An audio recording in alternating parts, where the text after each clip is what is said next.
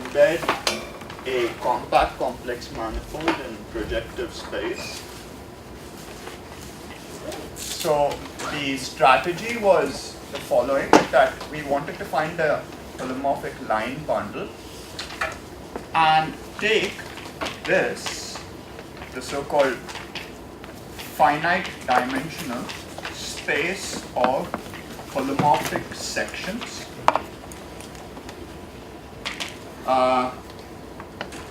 which is spanned by a basis. Let's call this basis S of sections S0, S1, so on until Sn. So you can define this map to CPN, right? And how did we define this map? We did so locally. Locally, these are just functions, right?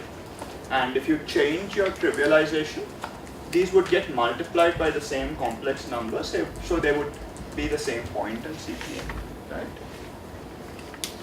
And we wanted to know whether this map firstly made sense. In other words, is there a point where all of these things are 0? Then it won't make sense. Then we wanted to see if it was 1-to-1 and the derivative was 1-to-1. Okay, those were the 3 requirements. And to this end, we claimed that Kudera's embedding theorem stated that if you have a bundle with a metric on it, a Hermitian metric is simply a way to measure lengths of vectors. If you have a metric on it, then you have a connection which locally it is given by this formula, okay, whose curvature is a globally defined 2 form. This is a global 1-1 form, right? So it is theta I j bar. Actually, let me put a square root of -1. dzi, sum over I and j, wedge dz j bar. This is a matrix. This is an n cross n matrix where n is the dimension of the manifold, and we say that the curvature is positive if this matrix is positive definite. And recall that in such situations this can be used to defines a Hermitian metric on the tangent bundle. Yeah. Okay, right.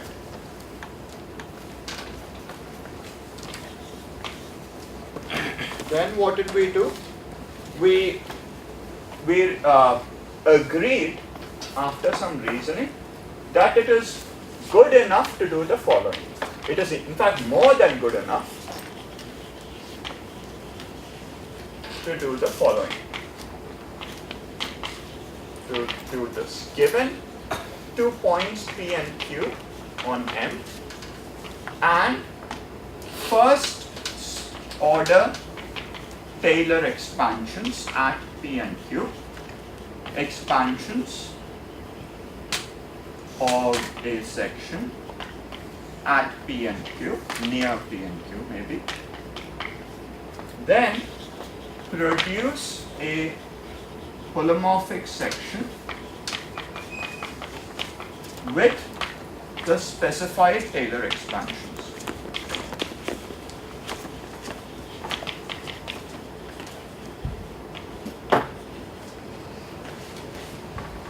Okay, we decided that this is good enough, right? So given 2 points, given 2 Taylor expansions, I want to come up with a holomorphic section with the specified Taylor expansions at both of these points. And our strategy was the following.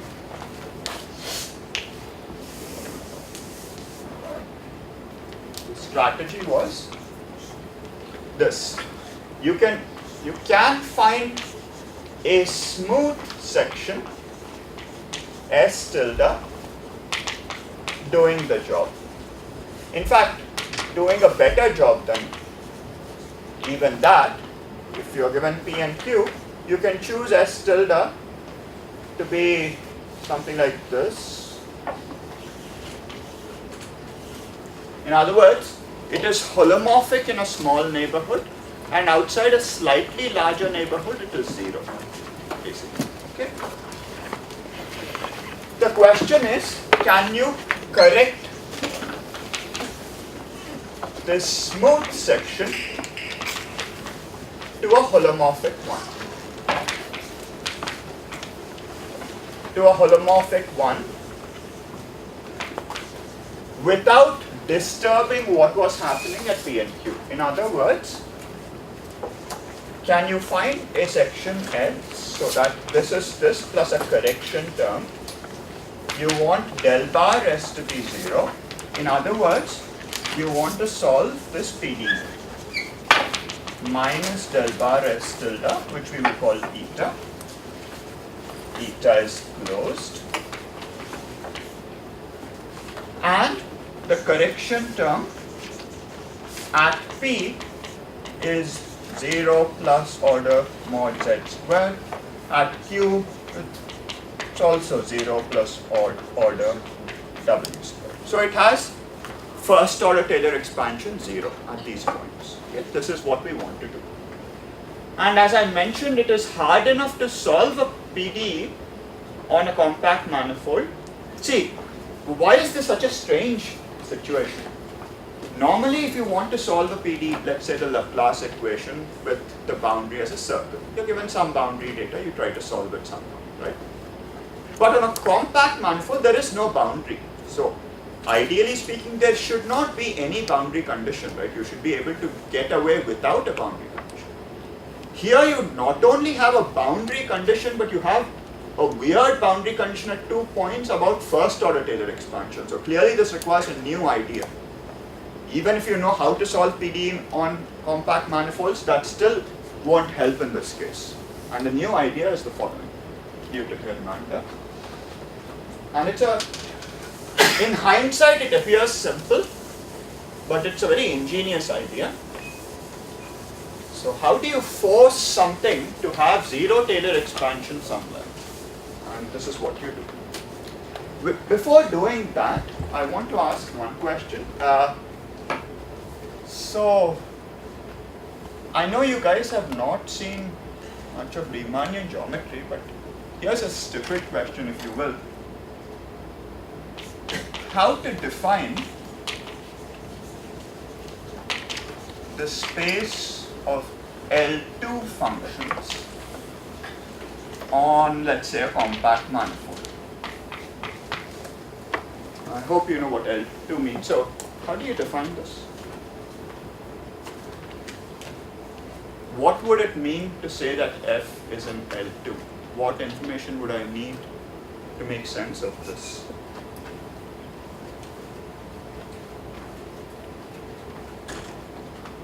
I would need to define the L2 norm, right?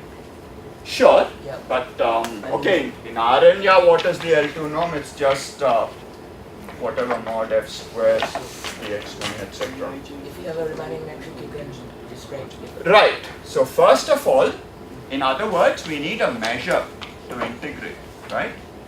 How do you get a measure? One way is if you have a Riemannian metric. Recall what is a Riemannian metric? It's simply a way to measure distances and angles at each tangent space. How can you use this to get a measure akin to this? The Riemannian volume form. Right. So the point here is, the way you define the L2 norm of functions is the following. What can you integrate on manifolds? You cannot integrate a function on a manifold. You need to integrate an n form, a top form, right? So you need to use some form, some n form, and there is a canonical choice. This, we will denote it as vol.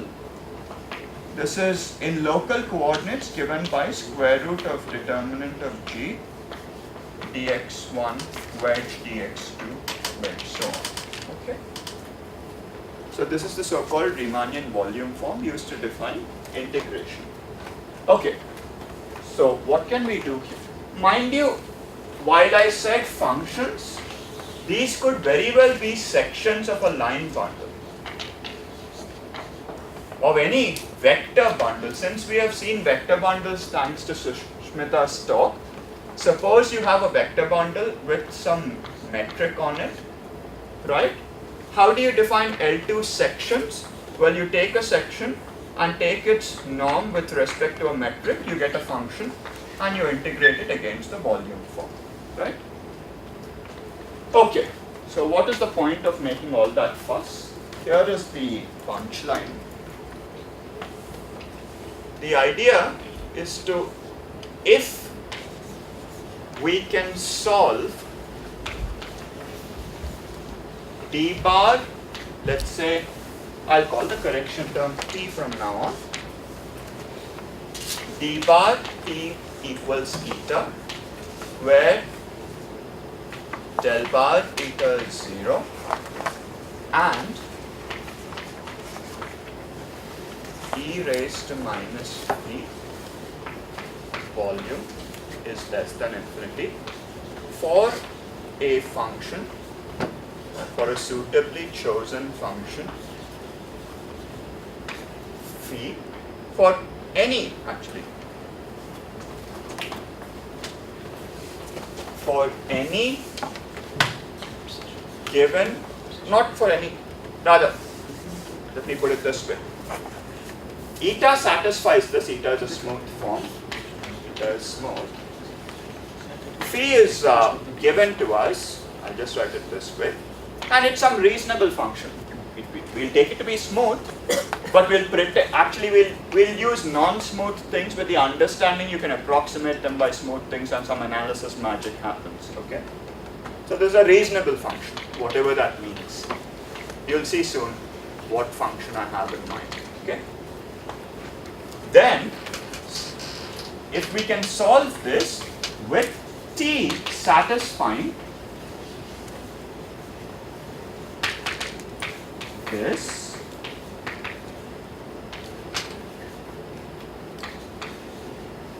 I claim then we are done. So what am I doing here? I am asking you not just to solve a PDE, but I am giving you the additional condition that the right hand side is controlled in a certain L2 norm, and that L2 norm depends on a function phi specified. And I'm asking you to produce a solution which is also controlled in the same L2 norm. If you have done any analysis, this is not an unreasonable requirement, right? You want to solve a PDE where the right hand side is controlled, you want a controlled solution, of course, right? Even in real life. The question, however, is how does this help us in this case? And here is the key point. Suppose you choose phi to be a function of this sort, which is log mod z square raised to k near norm. When I say norm z, I mean it's this, okay? Near p and near q. And elsewhere, let's say it's compactly supported. Let's say it's like this. Phi is also like this. Is also like this. Okay? Let's say for the sake of argument, it doesn't really matter. How does this help? Suppose I manage to find, suppose this is true. Suppose this integral is finite. What can you conclude about the values of t near p and q? If I take a function phi, which is log mod z raised to 2k, okay, and I say e raised to minus phi times a function is integrable, what can you conclude about that function when z near z equals 0? This is the question. Right. So in other words, it'll be, if the power of, if this k is large, you will force t to vanish. See, what I'm saying is a function, say, let's say mod f squared over z raised to 2k locally it looks like this, dz1 bar and so on, which is roughly, since we are being very rough here, let me write it as r raised to 2k, r raised to 2n minus 1 dr d sigma, where this is finite. So if k is huge, it will force this to vanish, right? Otherwise it's not integrable. If k is very huge, it will force some of its derivatives also to vanish, right? So it should vanish to a certain order for this to be even integrable. That is the point. That is how you will ensure that your correction term has the specified Taylor expansion 0 to a certain order. You can make sure it's to any order by choosing k to be as large as you want. Right? I won't call this k, I'll call this something else because we've used k for something. Yeah, by choosing m to be as large as you want. So this is the key trick. You want to solve not just a PDE, but a PDE such that if your data is in some L2 space, you want the solution to be in some L2 space. That is going to guarantee everything you want. Although one might object saying that this is very badly behaved near 0. How do you solve PDE with such bad behavior? That is a reasonable objection. What we will do is to solve the PDE for this and you mumble some words in analysis and hope that it works out. It does. Okay. You take epsilon going to 0 and hope everything works out, basically. So this is the key idea of Hermander.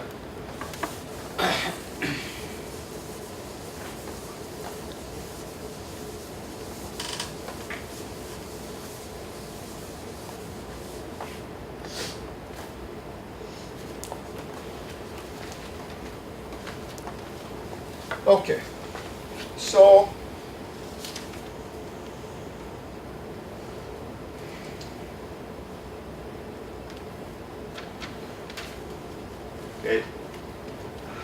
I'm torn between giving a slightly better idea of the proof on Riemann surfaces versus some generalities. Let me do this first. So, where does curvature enter the picture? Recall that the statement of Codera embedding theorem is if something happens and the curvature is positive, then you can embed it. Meaning, if the curvature is positive, you can solve a PDE. What does a PDE have to do with curvature in the first place, right? So how do you solve PDE in general? This is a big pain in the neck, but okay, unfortunately I can't dumb this down in any way, so I will have to be a little annoying and pretentious at this point, more than usual. So what I'm saying is, you're supposed to think of del bar as abstractly an operator between two vector spaces. These contain smooth sections. This contains smooth sections of L. This contains smooth sections of L tensor 0, 1 forms. Okay? And contains, right? But these are Hilbert spaces. Actually, they are just simply L2 spaces. Okay? So you are supposed to think of this map as a partially defined map from an L2 space to an L2 space. After all, what does it mean to take a function that is not even differentiable and take the derivative, right? So it's defined only on a subset, right? It's not defined on the entire. The containment's the other way of one. Sorry? The containment's the other way. Oh, sorry. Yeah. Sorry. Yeah. Right, so you're supposed to think of this abstractly as a map. Maybe I'll say a partially defined thing, not on the entire thing. But T is defined on a dense subset, smooth things are dense in L2 on compact manifolds. Okay.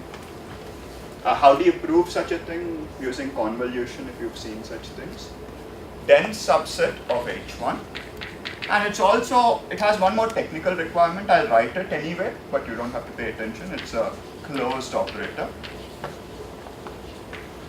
The bottom line is this. We want to know, now what we will do is actually we will restrict ourselves to a much smaller thing. What we will do is we will consider only del bar closed forms. Closed forms, okay? Because after all, we cannot expect this to be solved if this is not d bar closed. That's a necessary condition, right? So we might as well restrict ourselves to that. Anyway, so how do you solve a PDE? Namely, given V, we want a U so that TU equals V. How do you do this, right? At an abstract level. Suppose you could do this. Then, for every W, for at least every reasonably chosen W, this is the case, right? If you could do this. Which means, so just, if you have not seen functional analysis, just like you have the Hermitian conjugate of a matrix, you can define the same thing for an operator between Hilbert spaces, except it's a much more complicated beast and it requires this technical condition, these two things. Okay? You can just pretend that it's the adjoint of a matrix. Okay? So you will have this. So, in particular, this would mean that this thing. So, WV is this.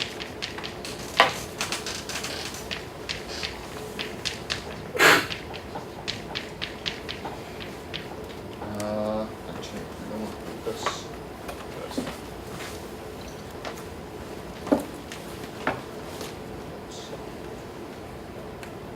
Yeah. This will be less than some constant, right? So, in other words, this will surely be the case for all W. This is a necessary condition. If you can solve TU equals V for all W, at least lying in the domain of the adjoint, this estimate has to hold, right? In fact, it will turn out a more subtle argument would imply that this estimate has to hold, not just this. Okay.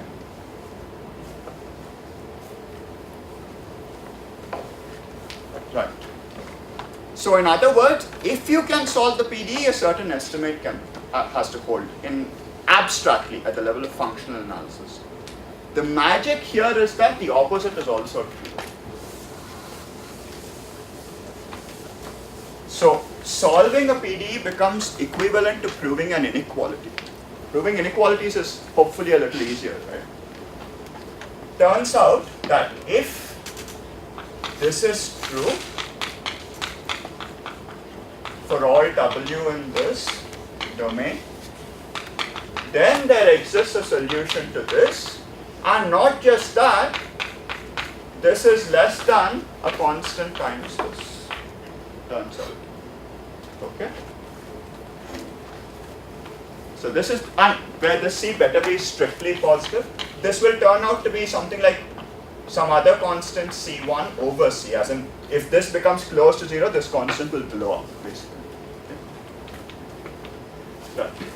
So in other words, the ability to solve a PDE has been reduced to the ability to prove a certain estimate, abstractly speaking. Okay? And this is where curvature kicks in. Even now it's not clear how curvature is going to help you prove an estimate, right?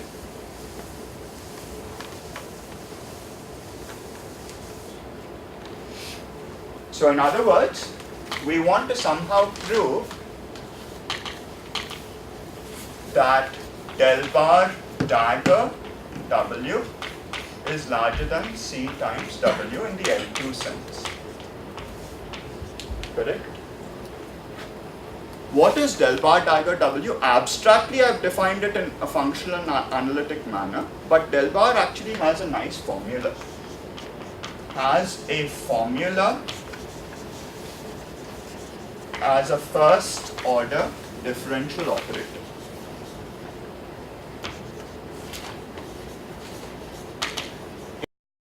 Del bar dagger W is to be thought of, it is akin to the divergence of a vector field.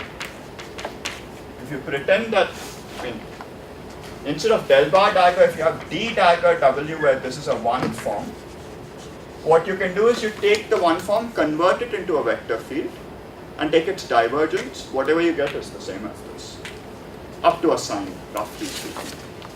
Okay, so it's like the divergence. So it depends on the first order Taylor, it depends on one derivative of this, basically. Okay? So where does curvature kick in? And here is the key formula.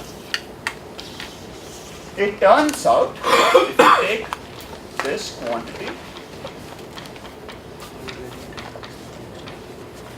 this should remind you of something. Like if you take a matrix and take A dagger plus A dagger A, this should be positive definite, right, for a matrix.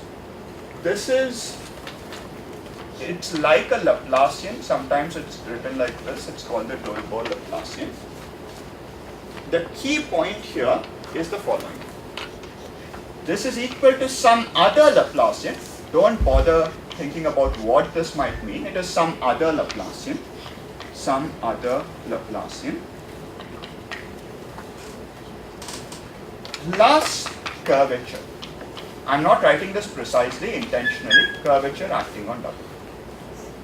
This is just a linear map. It does not involve derivatives. So in other words, one Laplacian equals another Laplacian plus the curvature. Okay, how does this help? If you multiply by W on both sides, rather not multiply, take the inner product with W on both sides, what will you get? Just as, so notice that, okay. So this is, if you take the inner product with a vector, what will you get? You will get A dagger B squared plus AB squared, right? Mod squared, correct? So you get del bar dagger W squared plus del bar W squared is equal to nabla bar W squared plus the curvature. Okay, let's write as curvature as a bilinear form acting on W. We are already requiring that this better be 0. This is positive. So del bar dagger W squared is larger than the curvature acting on W dagger. In other words, so what did we want? We wanted this, right? I'm saying del bar W is larger than C times the square root of integral of curvature WW. If the curvature is positive, this is going to be larger than some other C times this. If the curvature is strictly positive. Correct? That is where curvature kicks in. To prove that estimate, basically. So once you prove that estimate, all this functional analysis magic will tell you that there is a solution. And since there is a solution for every phi, choose this phi to be roughly like this, and that will force the correction term to have the correct Taylor extraction. Okay, so at a very high level, this is what is going on. So this formula, since you want to look these kinds of things up, it's called the Bochner-Kodera identity.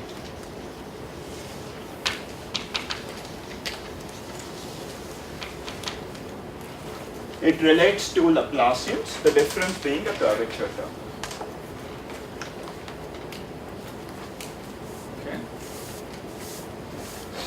Let me be slightly more precise, maybe in the case of Riemann surfaces, so that we get an idea of, I won't be, okay, let me be a little more precise than this.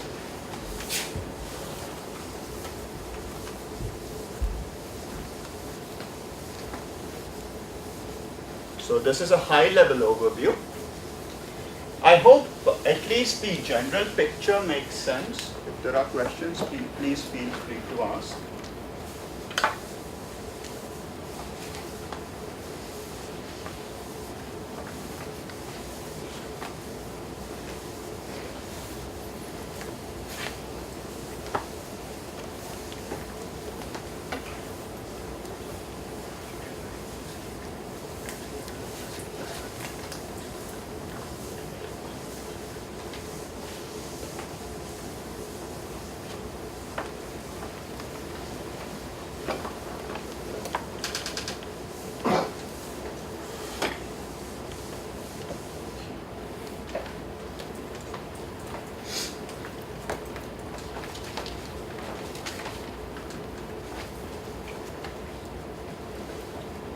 Okay, let's try to make this slightly more precise, a slightly more precise, or maybe a slightly more rigorous version of this proof, of this sketch rather, for Riemann surfaces. I told you that all Riemann surfaces are projective manifolds, right? So how do you prove that? It's basically this, the Codera embedding theorem in this special case. So if you take a Riemann surface, it's a one-dimensional complex manifold. So we need to find a line bundle over it with positive curvature. Can you think of any holomorphic line bundle on a Riemann surface? Any examples? What examples can we think of?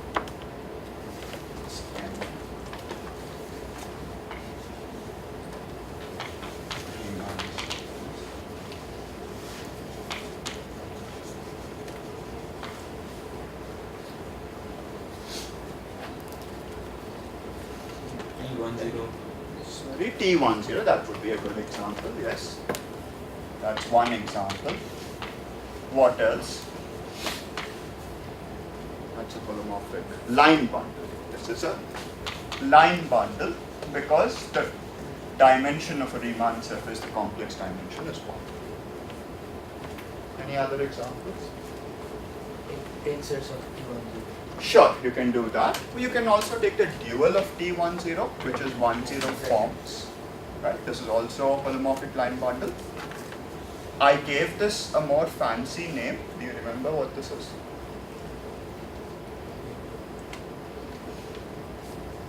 The reason I'm talking about the fancy name is because Shibojoy would need it. This is sometimes written as Km. It's called the canonical bundle. Okay? Right. So these are two examples, right? So suppose you take CP1, right? You take T10 of CP1. Is there a metric on CP1 that has positive curvature? Of course, right? The CP1, I mean, we have seen the Fubini-Studi metric the last time on CPN, which had positive curvature, so surely here. But a slightly simpler explanation is CP1 is just your sphere. CP1 is diffeomorphic to just S2. And this chap has a metric, right? The usual. So there is a metric of positive curvature.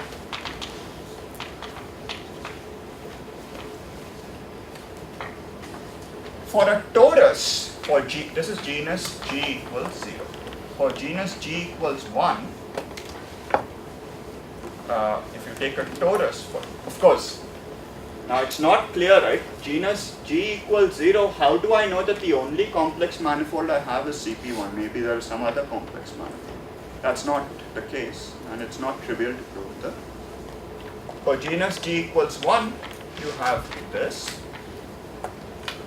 I mean, it's both of these unfortunately have curvature 0, both this and this. And this is actually a little more non-trivial to come up with the line bundle having positive curvature. Let's neglect this. If you take genus G greater than or equal to 2 and take the manifold M, this thing I claim has a metric of positive curvature.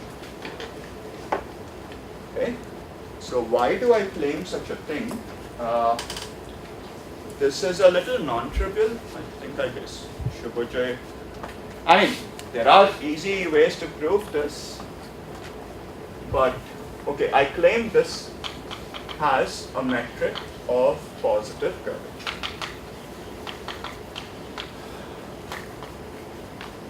So if you directly apply the Kodaira embedding theorem, you can see that this chap is in CPNs. This is already CP1. This one requires a little more effort. And you can imagine in higher dimensions also, this thing can be a little problematic. And indeed it is. In higher dimensions, this is not always projected. Right? So, let's see as to how, in this particular case of Riemann surfaces, how do you prove the Kodaira embedding theorem in a slightly more precise manner? The strategy is what I discussed. Let me just be a little more precise.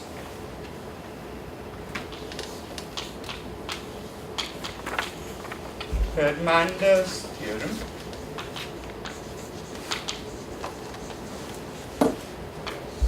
This is not just for Riemann surfaces, not just for Riemann surfaces.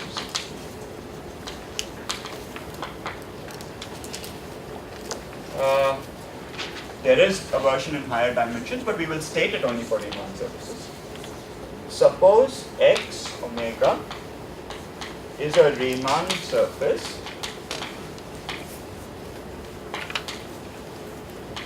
whose tangent bundle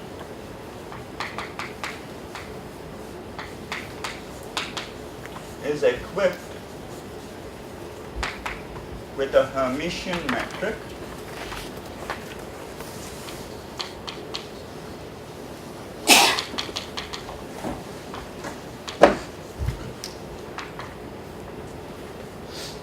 whose associated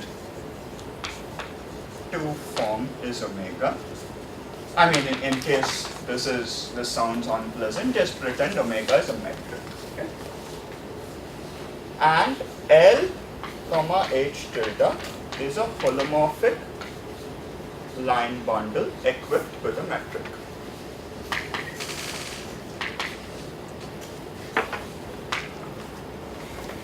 Suppose the curvature of omega is the 2 form theta omega, okay? And this is just essentially the Gaussian curvature, if you have seen that, the Gaussian curvature.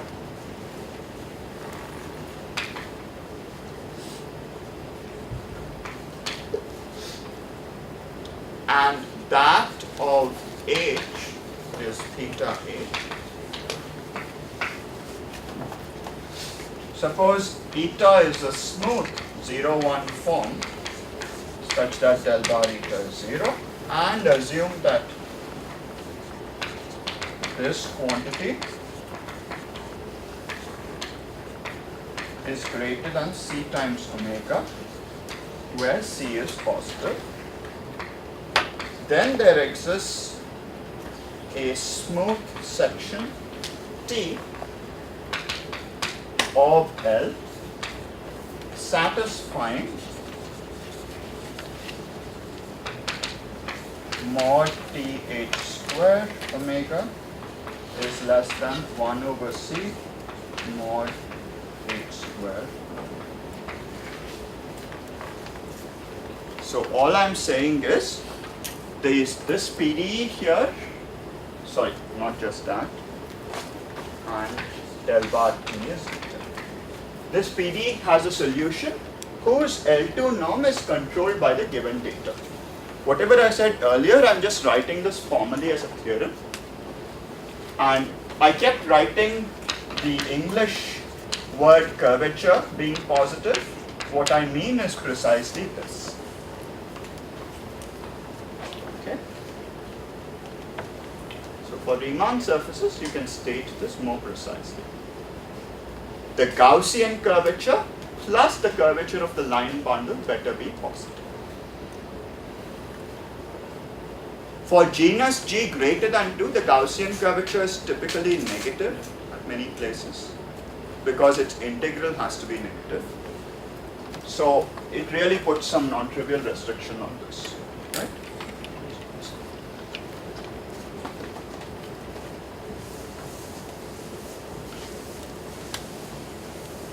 So it's saying that the line bundle is very positive or something like that.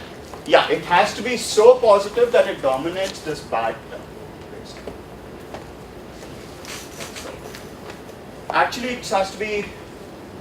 Yeah, I'll come to that in a moment. You'll see that as to how positive it ought to be.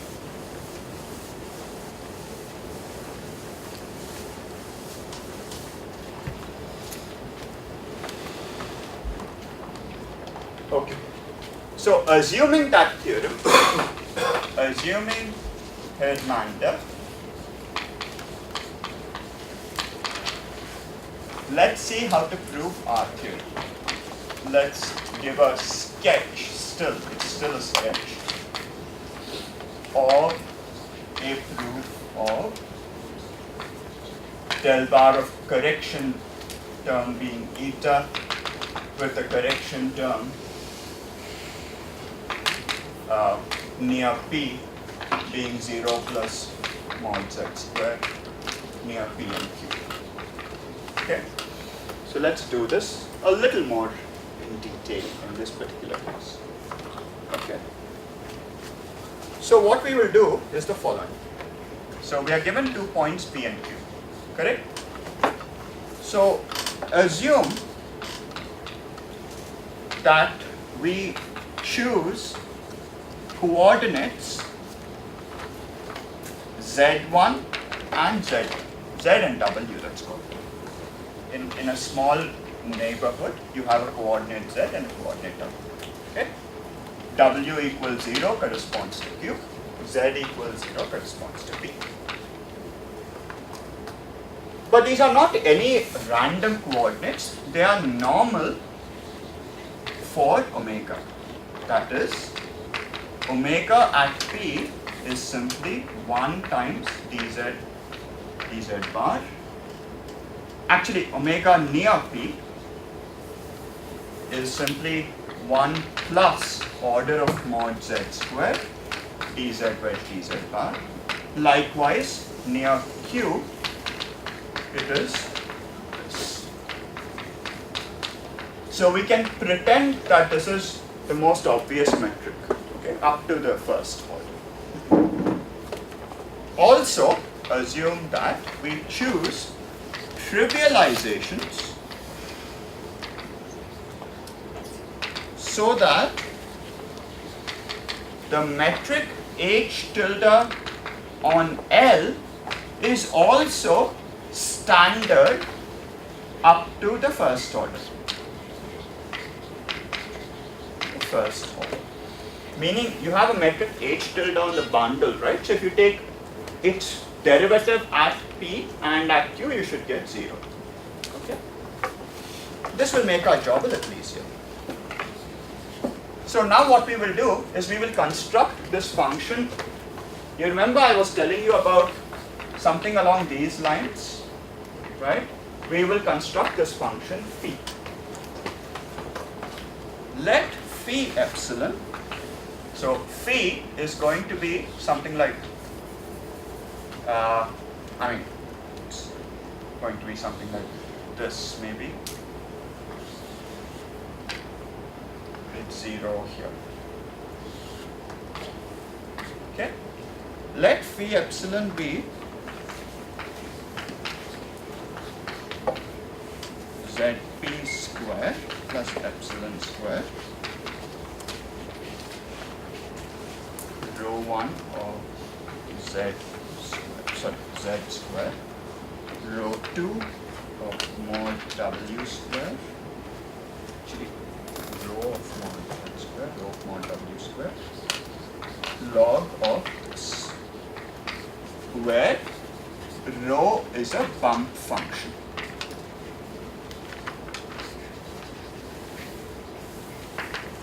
So this sort of a picture, right? It's almost like log mod z squared multiplied by a factor. I'm putting an epsilon so as to make it smooth.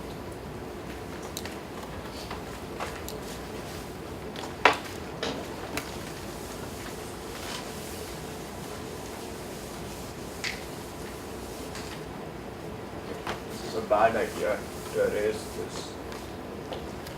Just put something here. Right. Okay. So, on L raised to K, H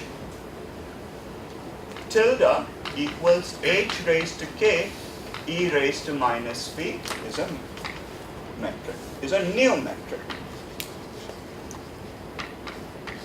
What I am saying is, what does the statement of Codera embedding theorem state? That you have a line bundle with a given metric whose curvature is positive. And taking that given metric and modifying it by scaling it. You can always take a metric and multiply it by 1,000,000,000 to get a new metric, right? I'm multiplying it by a function. So, phi epsilon. Okay. So, what is the curvature of this? The curvature of this chap here is del bar del logarithm of this, which is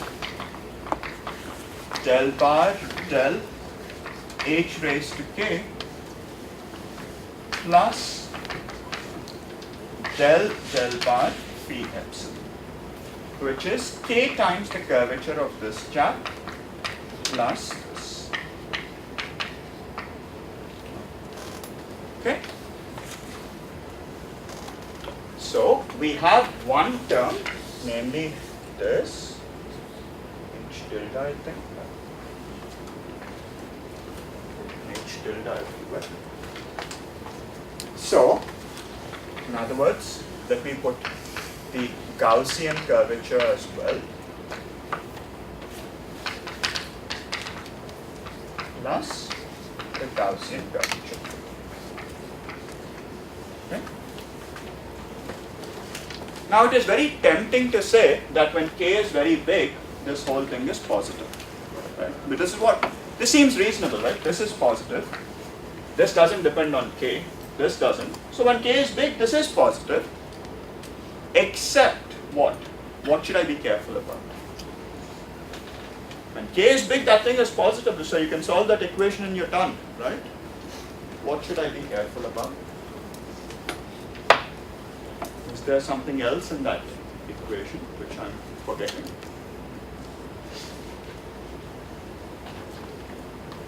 So when k is big, this quantity is strictly positive, and I can apply this theorem. That is perfectly correct. But this will not give me what I want. The reason is I've forgotten about this epsilon. I want to take epsilon going to 0 eventually. So this better be positive but independent of epsilon. That's the point. So I'm forced to calculate this. Just in case you thought you could get away without calculation, you can't. Because you better prove that that thing, even if it is negative, its negativity is not very bad. It shouldn't go off to minus infinity as epsilon goes to 0. Then we'll be in big trouble, right? So we are forced to do some calculation. And so I'm going to annoy you by actually doing that calculation.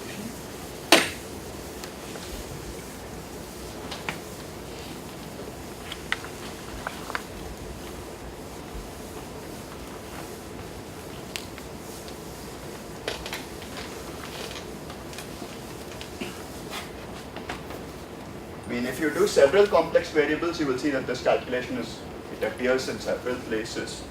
So you might as well do it at least once. So remember, this was rho of mod z square plus epsilon square plus rho of mod w square times this. So if you compute del bar phi epsilon, of course it's just a matter of doing derivatives, so let me just write down the answer. So it's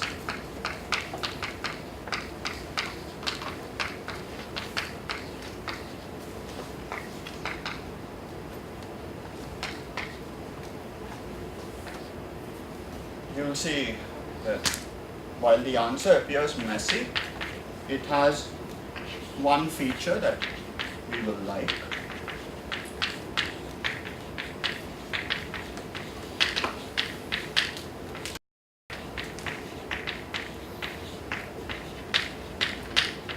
I never said this was an enjoyable activity, but one has to do it.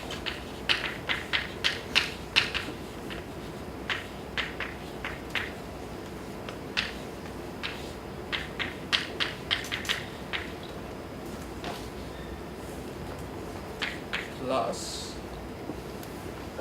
similar things for W. And the main point here is this term.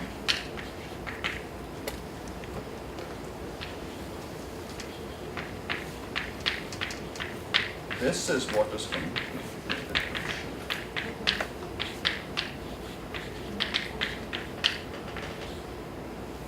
Sorry? So rho is a bump function. Yes, rho of mod z square, rho of mod w square. Yeah, and just a moment, let me finish that. Yes. Yeah, so what's the problem? What about rho? Oh, sorry, rho is a bump function. This is rho of mod z square, rho of mod w square.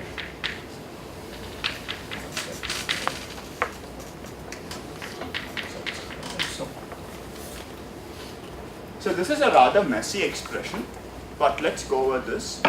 When epsilon is close to 0, this is not a problematic term. Why? This is a bump function, right? So near 0, this is going to be 0. So this is no problem. Likewise, this one, and this one, they're going to pose no problems whatsoever when epsilon goes to 0, simply because they're bump functions. Their derivatives are 0, near 0. This could have potentially caused a problem. Why? When epsilon goes to 0, this does, it could have potentially, but luckily for us, it does not cause any problems. Because whatever it is, whether it is badly behaved or not, this is certainly a positive point. It's a positive multiple of dz dash dz bar. So we don't care about what it is. So, indeed, when k is very large, but independent of epsilon, this is large, so you can solve this one, this being so. It turns out, so you can easily see that this is less than a fixed quantity that's not dependent on epsilon. Of epsilon. At least we have this estimate. Had this epsilon been 0, we would have been done, but it isn't. At this point, I will stop this particular sketch of the proof. You have to mumble several words in analysis. Let me tell you the words you need to mumble so that some magic happens. Elliptic regularity, Sobolev, embedding, and Urzela is called it. So you mumble these words and everything happens.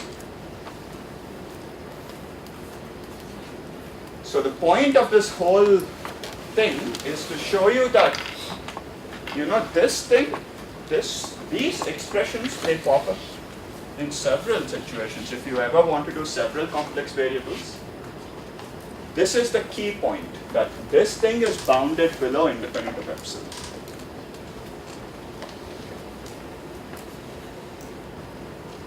So this Walker approach, it's giving a point-wise estimate. Whereas the algebraic geometry approach gives you a global estimate. Is that? No. The Bochner approach is just saying point-wise one Laplacian is another Laplacian plus curvature, but we are multiplying and integrating over the manifold.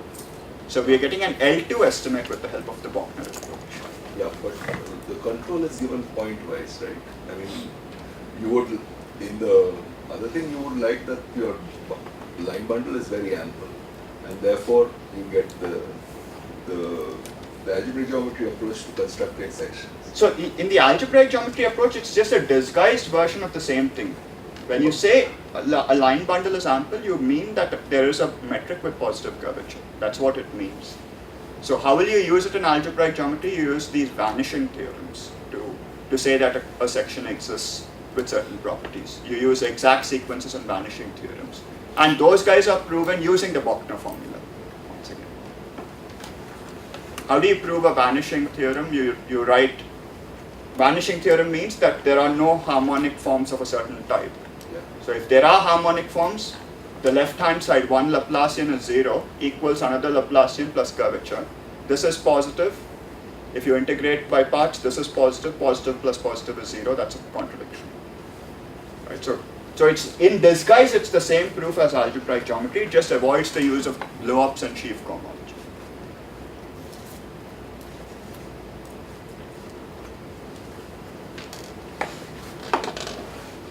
Okay. All right. So this concludes my complex geometry pearls of wisdom, so to say. But any questions? Of course, you might question the whole thing, but any less scary questions?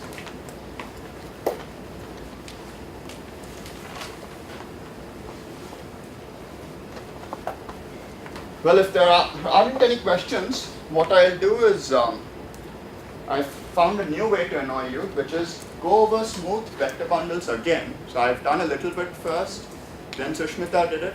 I'm going to do that again. Okay? So at the end of this whole workshop, if someone asks you whether you know a smooth vector bundle and you say no, you know what's going to happen.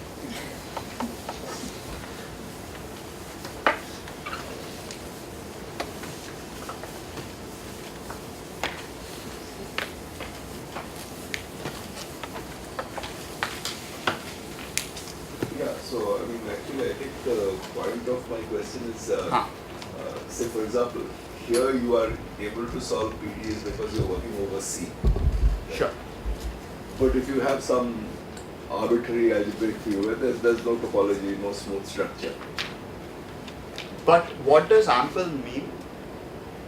What is the meaning of an ample? So we want to prove something like a compact complex manifold is in CPN. As opposed to that, maybe you want to take some general scheme or something, or some such thing. Or a variety of, say, finite characteristic algebraically close to it. Then also you'll be able to get similar things. Right.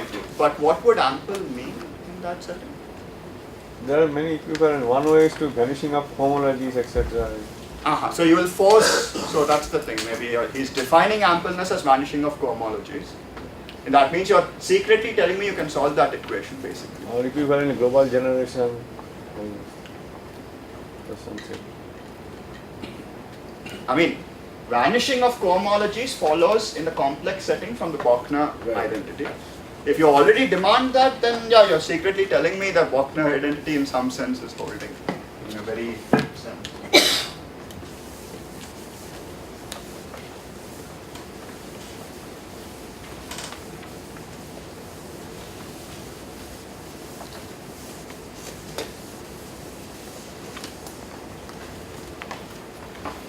Okay, so at least this one is hopefully a little elementary to begin with.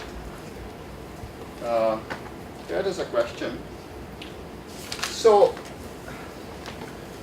suppose you have a path in R2, okay, with non-zero derivative. So one way to talk of a curve in R2 is to parameterize it this way, right, on the plane. Another way is to write this as f of xy equals 0. So if you give me a curve in the plane, there are two ways. You can either parameterize it like this, or you can write it like this. Right? So the question, a very natural question, is the following. Can every compact, connected, one-dimensional, here we are only dealing with real smooth manifolds. Forget complex geometry from now on. This has nothing to do with that. Okay. So, can submanifold of R2 be described in both of these ways? This is the question.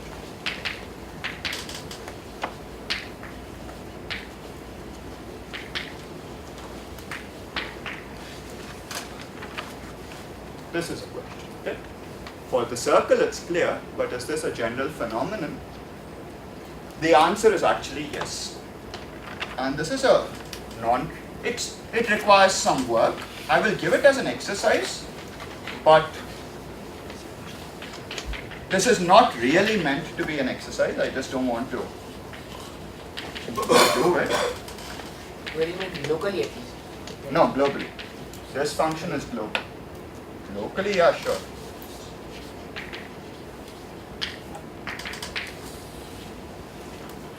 So, I'm sure you wouldn't have seen this in any first course on differential geometry, but if you take one manifolds, there are only a few of them, namely, if you take one manifolds with boundary, they're all a disjoint union of circles. If they're all connected, it's just a circle. There's nothing more. It's not a trivial theorem. If you want to look up the proof of this classification that every connected one manifold without boundary is a circle, it's there in Milner's work. I think it's called Topology from a Differentiable Viewpoint from something. Anyway, prove that indeed the answer is yes if the basically indeed the answer is yes. I won't in the sense that if you give me a path whose derivative is non-zero, and if you give, this can be described as this with gradient non-zero on this thing, on the image of the path. Okay? So this is an elementary question, right? So this is very natural to ask. Right. So, well, you can generalize the heck out of this question. That is every k-dimensional closed submanifold of Rn the zero locus, maybe I'll just write in symbols,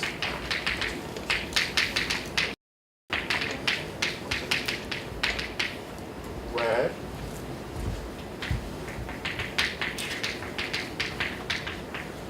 are linearly independent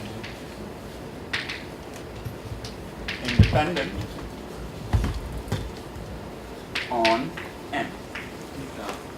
And maybe you want n minus. Where am I? Yeah, sorry, n minus. Okay, thanks. Now this is a natural question, right? I mean, given this, you should ask this question.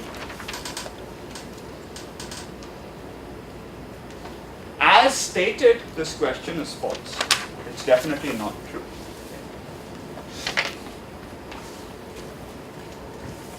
In fact, this is not so. As stated, this is false. Exercise. Prove that the Möbius strip provides a counterexample.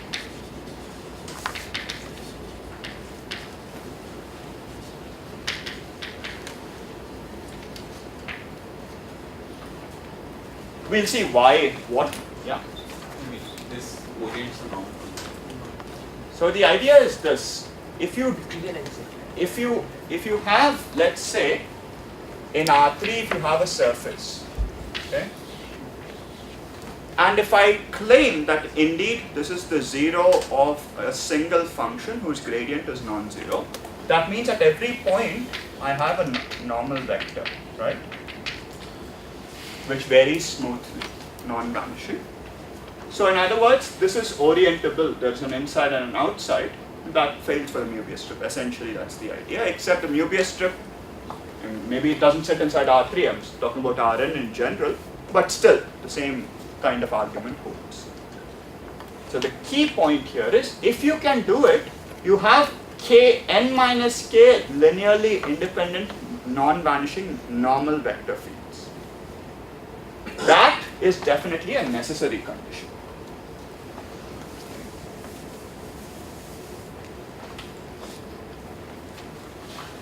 So,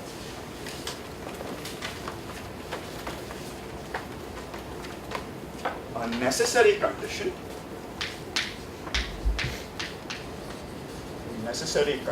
is you should have n minus k linearly independent unit normal vector fields on M. Okay?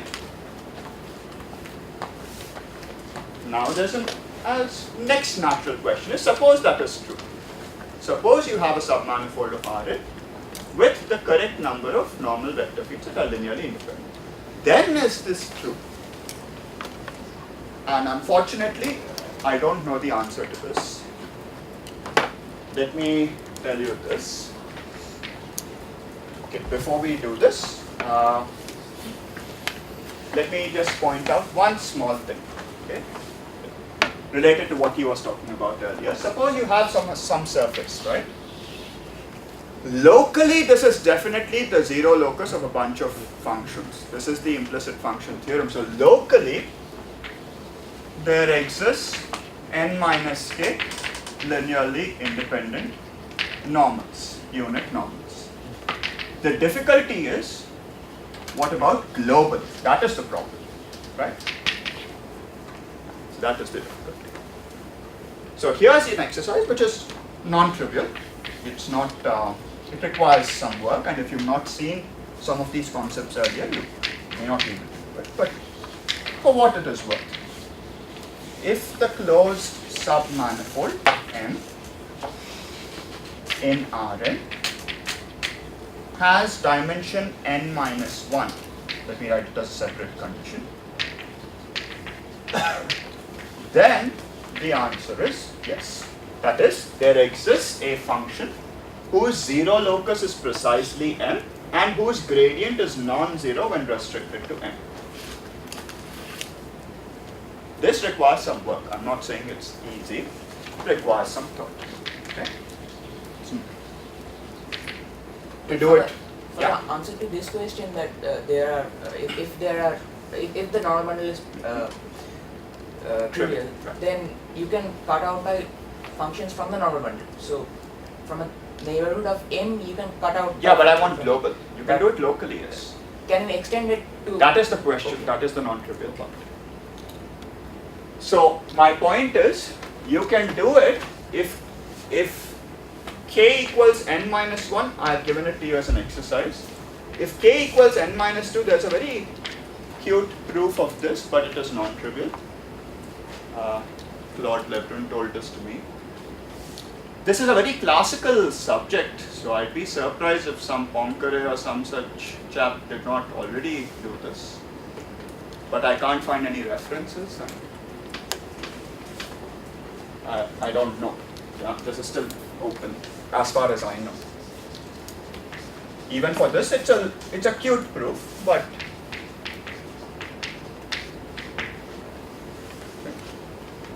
so why am I mentioning this question? For this reason. Lesson. Oh, sorry.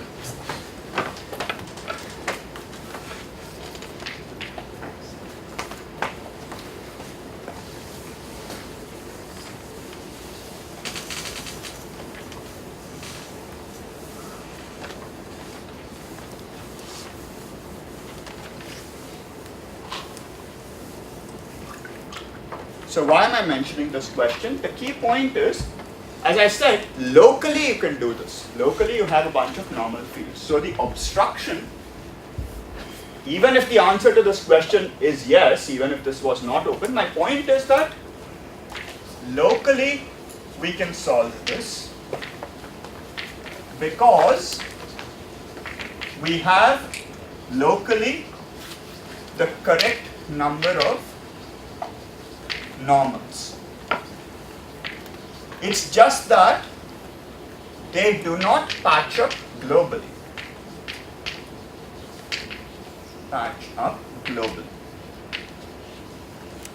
Okay?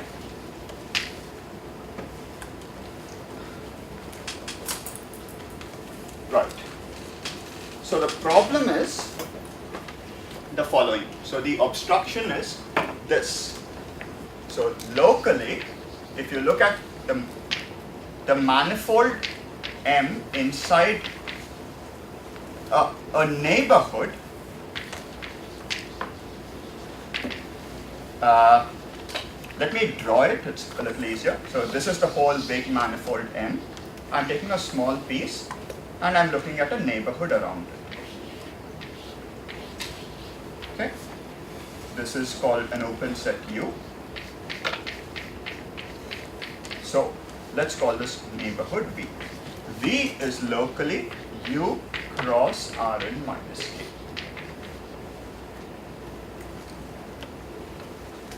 Right? Over here also, this neighborhood is, in other words, you have a neighborhood of the entire manifold. You have a neighborhood of the manifold which is locally, so you have a neighborhood which, let's call that N of the manifold, which locally looks like U cross Rn minus K. And if you apply this local construction properly, you will see that in a place where they intersect, right, there is a map from here to here which is linear. Suppose you say that it's U1 on, if you take on the intersection, you have a map from, say, G1 naught to, it's a linear map that can be used to patch these up. So what does this remind you of? So this neighborhood is actually a vector bundle. This is called the normal bundle. Notice that if I did not know the terminology vector bundles, a vector bundle, so this particular neighborhood which we have constructed very naturally, it is forced upon us, it has a structure and the structure is useful. It's not just some arbitrary structure, right? It is coming because of our inability to find a global normal, because of these transition functions, right? So this is called the normal bundle of M in Rn, and secretly, if you wish you can think of this as an exercise, but maybe require a little bit more work. Every vector bundle that Sushmita and I defined is the normal bundle of some appropriately chosen submanifold inside some large Rn. In other words, this is the only construction available. Every vector bundle is like this. So this is the reason we care about defining vector bundles, because it's an obstruction for that. Okay.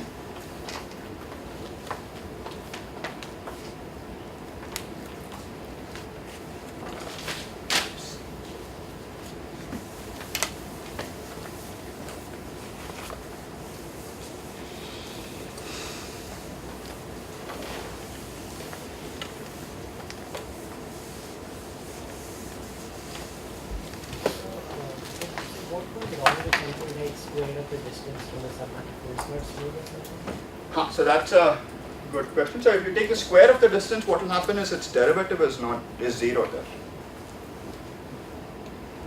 See, his question is this. Suppose you take a hypersurface. You take a codimension 1 submanifold in Rn. Okay? You have a normal vector field everywhere. How do you cut it out as a zero locus? Well, what can you say? You can say take, you can probably say take, at least in a small neighborhood, you can say take the distance squared from this manifold. P goes to this. This is zero only if you are on the manifold, right? Globally, this function is not smooth. That's a problem. But at least locally it is smooth. What is the problem with this? Its gradient is not going, its gradient, let's call this f, is 0 on m. So like basically if you take x squared, its derivative at x equals 0 is 0, which is not what we want. So what should we do? What we should ideally do is the following. We should take a function that becomes 0 here and minus 1 here, and extend it as 1 outside and minus 1 in this region. This is what works. This indeed does have non-zero gradient. Okay? And you can immediately see that these sorts of constructions fail for higher codimensions. Okay, that's the problem. How do we do this for movies? So you have to use a Whitney embedding theorem. It's not straightforward. And for the movie strip, you can just look at RT1 and RT2. Sure, but I want it to be inside Rn, so I need to use some Whitney embedding theory.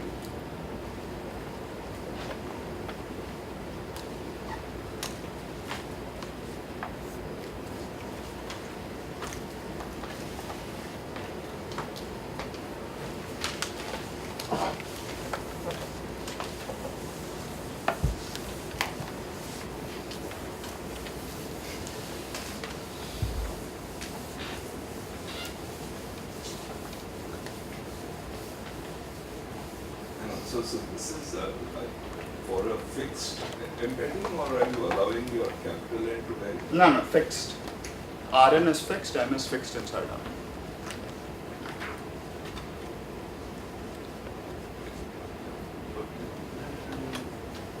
Triviality of normal particle.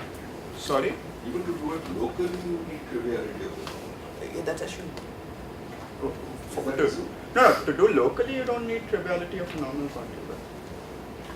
You need functions, and you need. Locally, this is indeed the zero locus by. By locally, I don't mean locally in batches. I mean locally of other. Yeah, you need a triviality, yeah. That's assumed. That's assumed. That's it. I agree.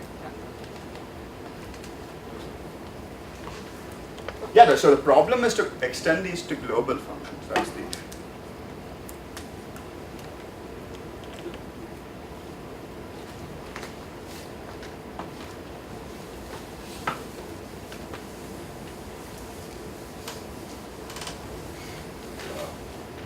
If you allow yourself a little more room, it might be easier. Meaning, if you allow yourself to do it stably, take products with might be. Sure. I think you can do it in Sn, this Pontryagin construction or something. Yeah. Allows you to do it in Sn, and so if you allow your dimension to be one larger, you can do this.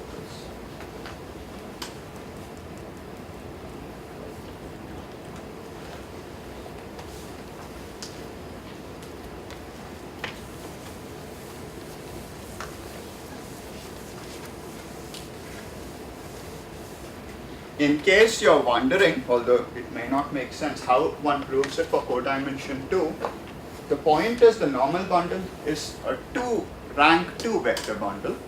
You can think of it as a rank 1 complex bundle, meaning a complex line bundle. And there's a standard construction from algebraic geometry, surprisingly, that works in this situation to extend this to a bundle over all of Rn. And it turns out every complex line bundle on Rn is trivial. That will help you get it. Yes. So it's a non-trivial proof. And the chap who told me this proof suspects that it might be true for quaternionic and octonionic line bundles also. some higher dimensions. Nonetheless. So here Sushmita has done most of this. So I guess so I will do connections once again. Locally this time. Sushmita has done them somewhat globally. So remember, for line bundles, that what was a connection? A connection is a way to take covariant derivatives. So locally, this was ds alpha of x plus a one form multiplied with s, where the one form for line bundles.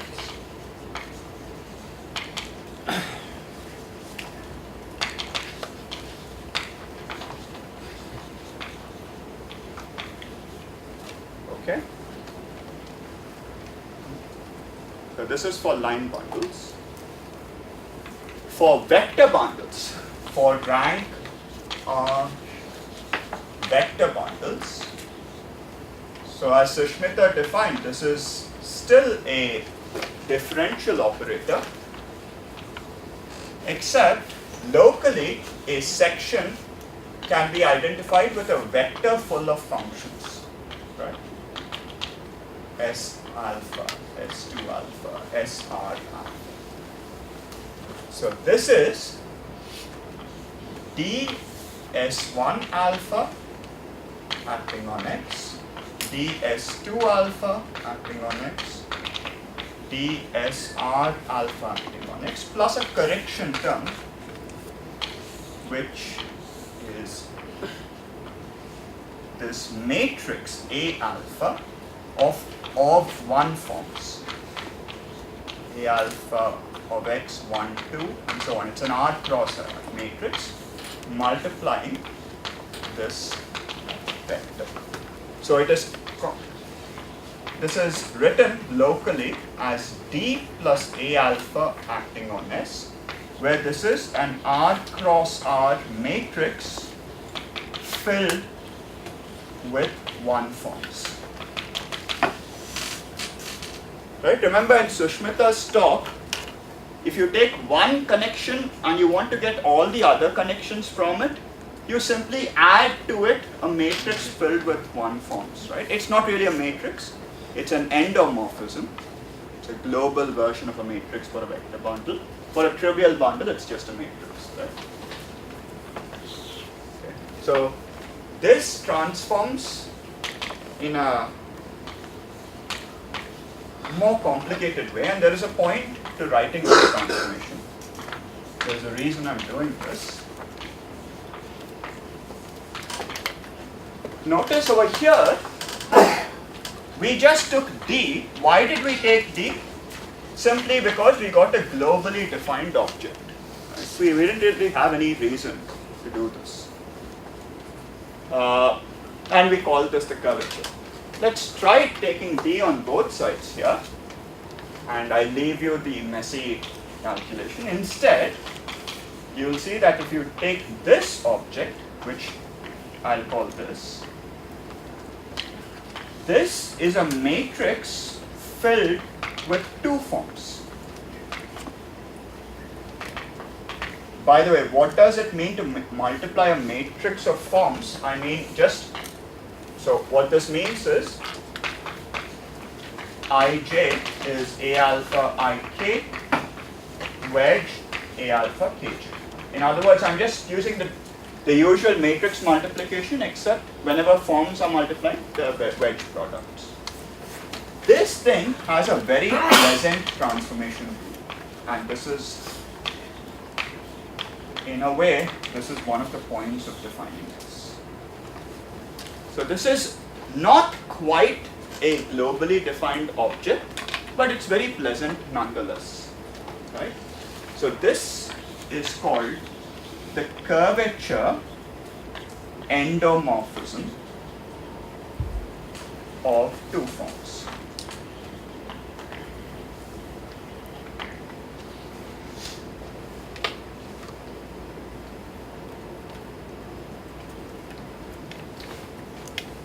yeah, we'll continue our.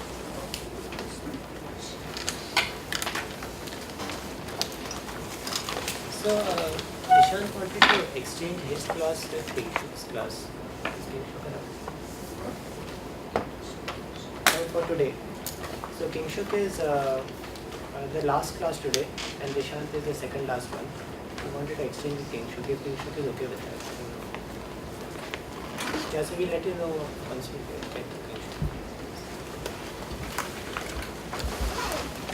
You do exercises. So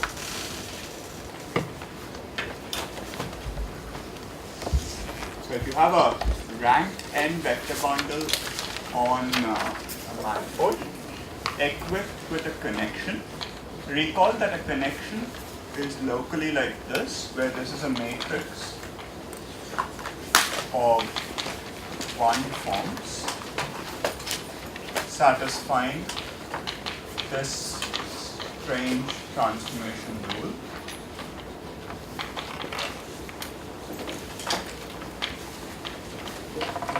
Oh, and before I forget, some people ask for references for that Codera embedding proof. So Simon Donaldson has these notes on Riemann surfaces on his webpage. I think that at least contains some elements of this technique for Riemann surfaces. This chap Demai has several lecture notes. One is called Complex Analytic Geometry or some such thing. It's a big book, basically.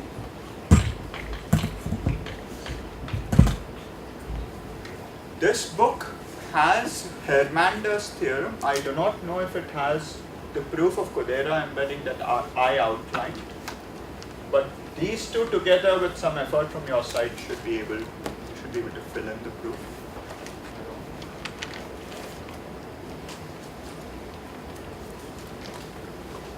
So anyway, by the way, since I have mentioned some analysis and some people were asking me questions on where to read analysis, there is a wonderful book by Craig Evans called Partial Differential Equations. All the functional analysis you need to know in your life is in an appendix.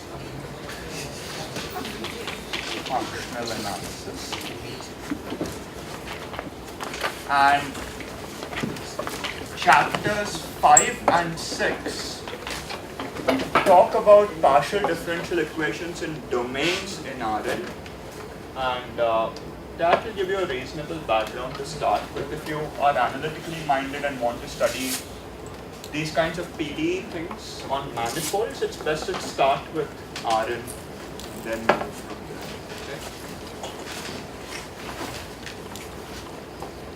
there. Okay, so coming back to this curvature for a vector bundle.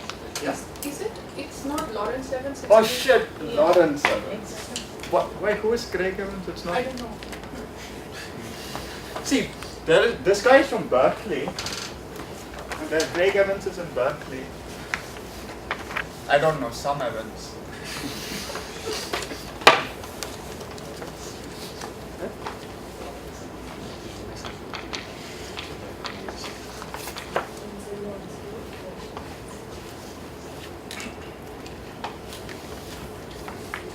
Right.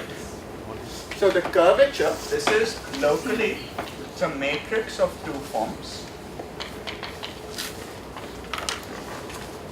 R cross R matrix and R cross R matrix. For line bundles, if you take a one form wedge itself, it's going to be 0, right? So that's why this did not turn up in our discussion on line bundles. And I leave it to you to check, this is just a calculation.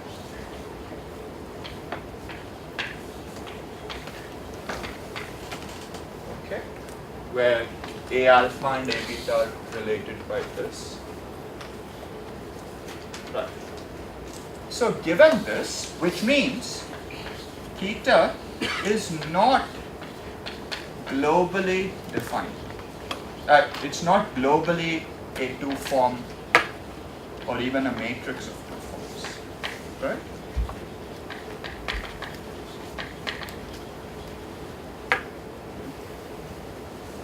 So, can you construct a global object like this? This is actually just linear algebra. Is there a way to construct a global object that does not depend on alpha and beta? I mean, we can take in values in end. I mean, then it will transform. Right, that's fine, that's fine. I want construct forms, globally defined forms from this. Maybe we can take places in return. For example, if something transforms according to a similarity transformation, if you take its trace, then it's invariant, right? So trace of theta alpha is a globally defined two form. What else? Sorry? Determinant. Right, but it appears to be a little. So, what would a determinant of a matrix of two forms be? Normally, determinants are for complex numbers, but you're right. So, determinants can be defined for any commutative ring. Just use the standard formula for a determinant. It's a polynomial in the entries of the matrix. Instead of multiplying numbers, you multiply wedge product of forms. Right? And these are even forms. These are even forms, yes. So if you take A wedge B, some very naive people will think this is 0, but this is not so. I mean, if A is an even form, that's not necessarily the case, right? So that is why you can multiply, right? So in other words, determinant. But why stop at that?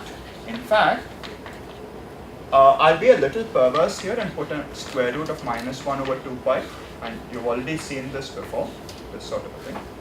You can take this, right? After all, I can take a determinant of a matrix consisting of both complex numbers and forms, right? I'll just multiply the numbers like numbers and forms like wedge as wedge product.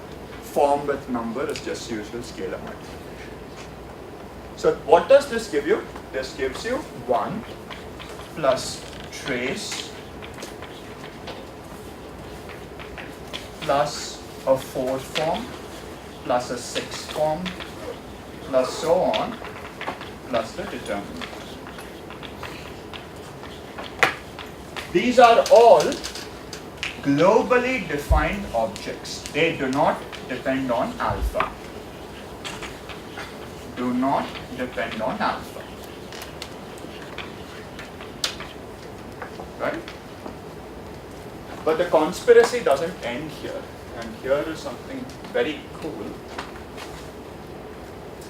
These forms, let's call this C1 of nabla. This depends on nabla. This is C2 of nabla, and so on. Turns out, theorem, due to churn and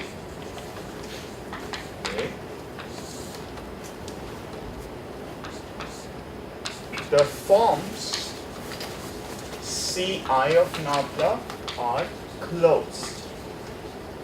That is, dCi of nabla is 0 for all. That is not all, and here is the punchline. Ci of nabla 2 minus Ci of nabla 1 is d of eta. That is, the difference is exact.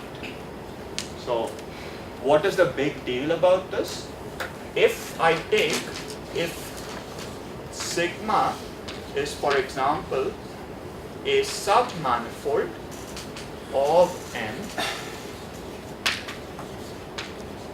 of dimension I, then the integral of Ci of nabla over sigma is independent of the connection.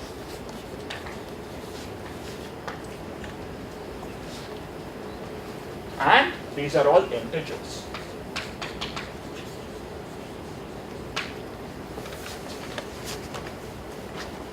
Because the integral of d eta over a closed manifold is 0 by Stokes theorem. Sigma 2y then. Sorry, 2y. Where's this? 2y. Okay.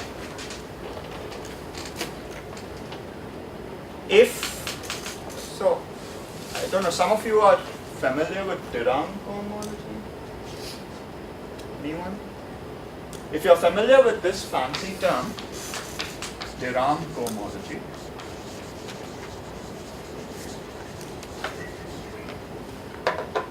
these things, if you are not, please ignore it. All you need to focus on is the fact that these things, if you integrate them, you get numbers that are independent of the connection chosen. Okay, that depend only on the thing you're integrating over and the vector boundary. Okay. These things is a well-defined, that is independent of nabla, right? And these things have a name, they are called Chern classes. They are invariants of a vector bundle.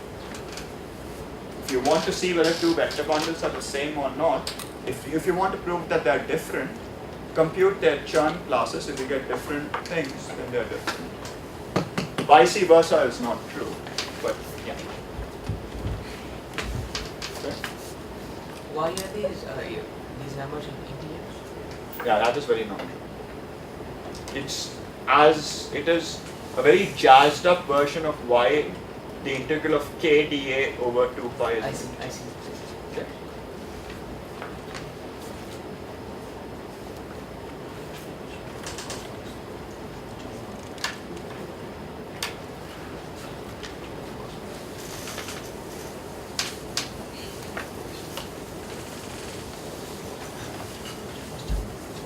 This construction allows us to construct very nice invariants of a vector bundle, except we have not proven that every vector bundle admits a connection.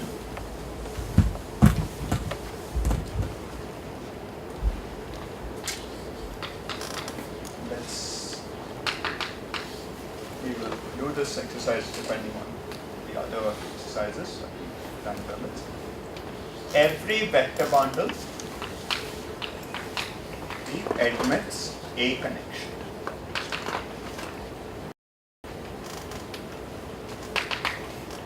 So if you have just one connection, you can define these objects. Right? By the way, if I give you a particular connection, calculating these is a pain in the neck. Okay? And it is also important to do it for some certain kinds of connections. This thing you have here is also an important object. It depends on both nabla 2 and nabla 1. If you ever heard of the words Chern-Simons, it has to do with that.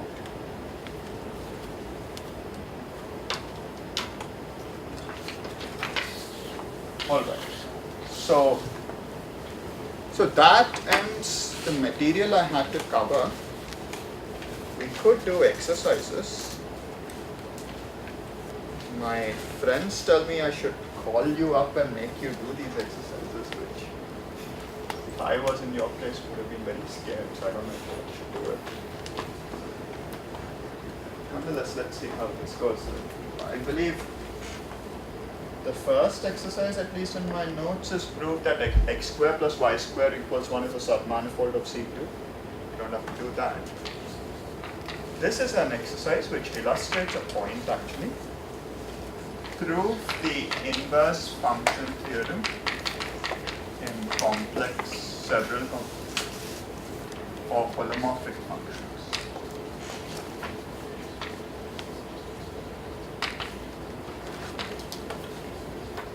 f from Cn to C. Formulate it and prove it. So, any brave soul voluntary theorem for this? Well, at least let's see how to start. You don't have to come and do it. Just speak from where you are. I can still make fun of you.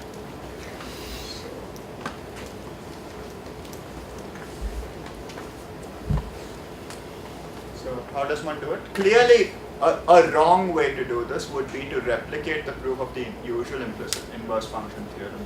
That is a pain in the neck to begin with. If you're going to do that, it's not worth the trouble doing all that.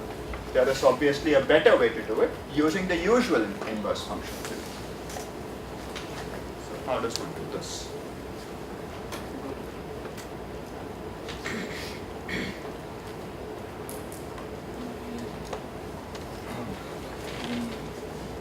CCN is ultimate. Okay, fine. First step is you should think of this as R2n and this as R2n. So first of all, what is the statement, by the way? It should be that this matrix,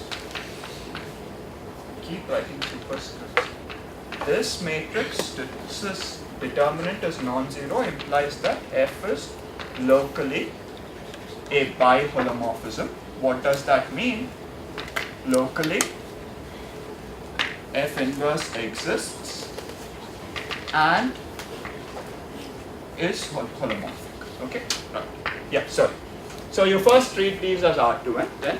And by the usual inverse function theorem, we have a local inverse. Okay, suppose, so step one, if the usual inverse function theorem applies, we don't know if it does yet, applies, then F inverse exists and is smooth. Let's say F is, of course F is holomorphic, so it's smooth. Okay, then Try to show that this is how would you prove it's holomorphic? By Sorry? Yes. Right. So you would want to You can prove, actually calculate the so you would want to do a calculation and prove this, right? So it's a bunch of calculations essentially. How would you prove that the usual inverse function theorem applies? You better prove something like this, right? You want to treat it as R2n to R2n. So the real Hessian, its determinant better be non-zero. Sorry. The real Jacobian, maybe I'll write, okay fine, we'll just leave it there. So that determinant is non-zero. So it's just a calculation, you have to relate this to this. The point is that there is a way of doing this calculation efficiently, and that is the following. So instead of doing that second point, by using corollary to open mapping theorem, we can prove that injective holomorphic function has a inverse which is also holomorphic. That's in one complex way. So we can't do that in. Well, that would involve proving such a theorem for that also, right? I mean, one is using more than necessary, it's just a calculation. You don't have to do more than. So the point here is doing the calculations is what I'm talking about. When you get down to the details, there is a way to efficiently do it. And some of you, at least one plus 9 now, has. Yeah, so. Yeah. The df tilde tz will be 0, so it will be block of both corners 0. Right. So what you're saying essentially, the key point here, let us just take C to C, okay, for simplicity. The point here is instead of using the coordinates x and y, pretend that you can use z and z bar as coordinates. What do I mean? Instead of looking at xy goes to u comma v of xy, I claim take z bar goes to f bar. This should immediately set alarm bells in your head. Why is this pretense not quite valid in a very strict sense? What does that mean? What does it mean for a function to be a function of z and z bar? I mean, if it was analytic, yeah. If it was analytic in z and z bar, if it was a power series, then sure, it makes sense. Otherwise, it doesn't, right? If you write something like this, unless you know that it's a power series in these two, it does not make sense. So you're not supposed to pretend like that. That's not correct. But suppose this is true. Suppose you can pretend that this is a valid coordinate transformation. Then, can you relate the if you write down the, what do you call it, the Jacobian,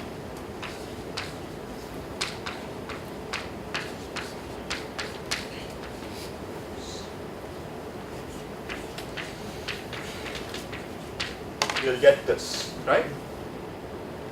This is holomorphic, so meaning this is 0, that is also 0. So what is its determinant?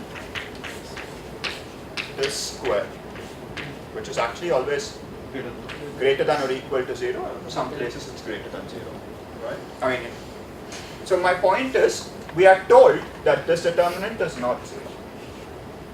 And I claim, I mean, if this was genuinely a coordinate transformation, this should also be equal to the determinant of the real thing, right? So this should not be 0. Okay? And if this was genuinely a coordinate transformation, you can calculate this inverse using the chain rule. Use the chain rule and prove it 0. This is not rocket science. The key point is this. How does one justify this rigorous? Any ideas?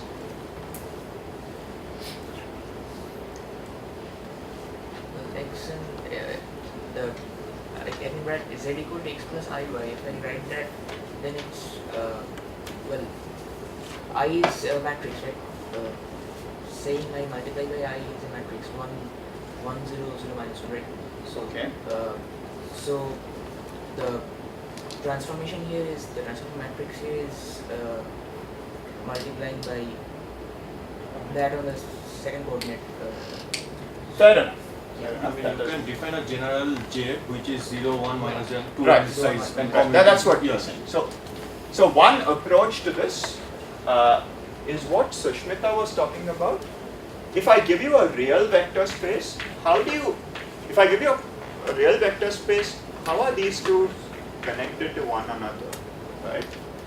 So how can you treat this as a complex vector space, right? One way is just to pretend that this is the real part and this is the imaginary part. But who told you should do this? You can rotate it and then pretend the x-axis is the real part, y-axis is the imaginary part, right? So what you need to do is to define multiplication by square root of -1, which we will call j, and it should satisfy j square is minus identity. Okay? And you can identify what this is in this situation and get an honest change of coordinates. But there is that is one way to do it, but there is another way to do it, and that's the following. I claim that at a point, if you have to calculate these, you can pretend that f is a linear function. If you just want the first derivatives at the point, you only care about the first order Taylor expansion. So you might as well just pretend f is simply a matrix multiplied by x and y. Correct? So since we care, we need only the derivatives at a point at P, just pretend that whatever this thing U B is a matrix acting on X, Y, right? Now my claim is the following. You can Now take z and z bar. Now this is an honest, you can also write this like this. Right? Now this makes sense. This is an honest coordinate transformation. So now that it is an honest coordinate transformation, meaning that these two are similar basically. These two matrices are similar, so they have the same determinant. So this is an analyst way of looking at it. It's the complex analog of this matrix, whatever, some matrix which I'm calling AC. If you just write F as U plus IV, P and F bar as this, you just transform this, you get that. You can look at this as a base change of the tangent space. Sure. You can do it that way also. I didn't want to do it that way. You're right. Okay. So anyway, this just proves you can do this, and yeah, as I said, that you can do this also. The main this. So let's see. Let's go to something else.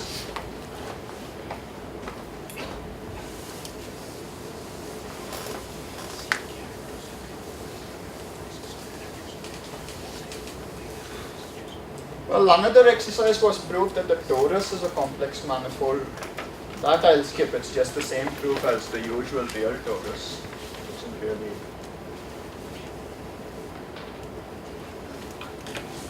Let's see.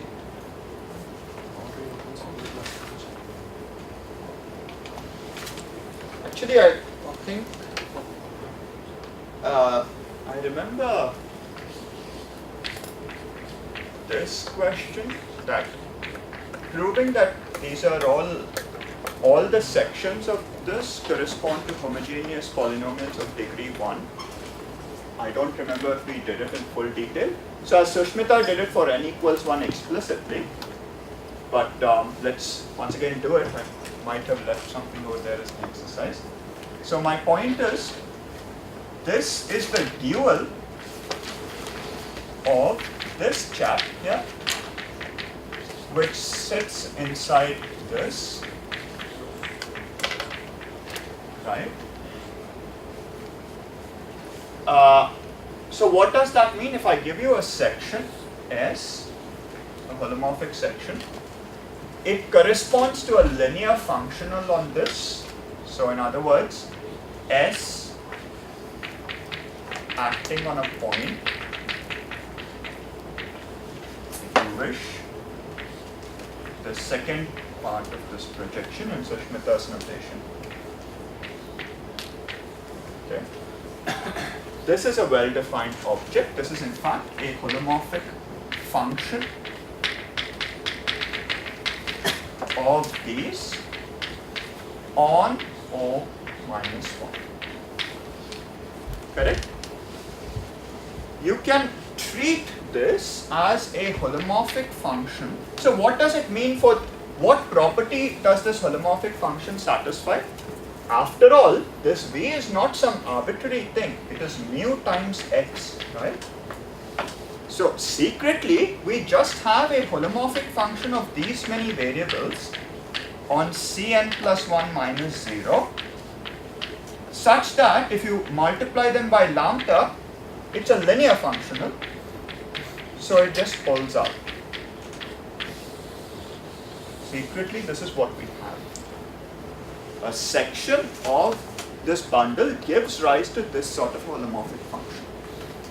Now, the bottom line here is, by Hartog's phenomenon, this extends to a holomorphic function on all of Cn plus 1 to C. So what does that mean? If you take the derivative with respect to xi, and you try to do this, you play the same game, this lambda doesn't pull out, you get the same thing. It's homogeneous of degree 0. Right? Define not all of Cn plus 1. Which means I can just take this lambda going to 0. So the derivative at every point in Cn plus 1 is a constant equal to its value at 0. That is why f is sigma ai. Okay? This key point the fact that we could take lambda equal to 0, that comes from the fact that f can extend from here to here. So Hartog's phenomenon is the crucial point. Can we do it by, for n equal to 1, we did it by writing down the Taylor expansion on chart. Yeah. In changing charts, we saw that the terms cancel. Sure. Terms cancel because. But in this case, we can change affine charts and we can do that. You could try to do that. Essentially, you will be proving a version of Hartog's for the special case. Right. You're right. Yes. Okay. And you can play the same game for OK, because there, if you put a lambda, you should get a lambda raised to k. So take the kth derivative, it's homogeneous of degree 0. So you keep integrating. Okay.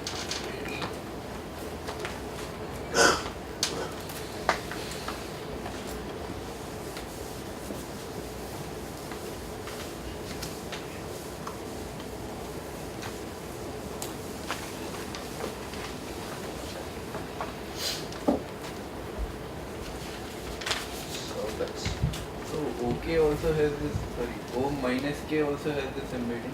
O minus k doesn't have any sections. No, but here you were able to embed O minus 1 into this. Oh, sorry. You're asking what? No. That's O minus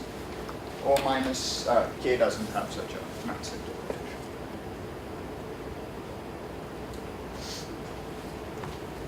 Is there a way to prove? Is there some way to prove that O minus 1 has no sections? One possible way is that you can, if you have a smooth section that has intersection of minus 1 with a zip section, which cannot happen in the complex.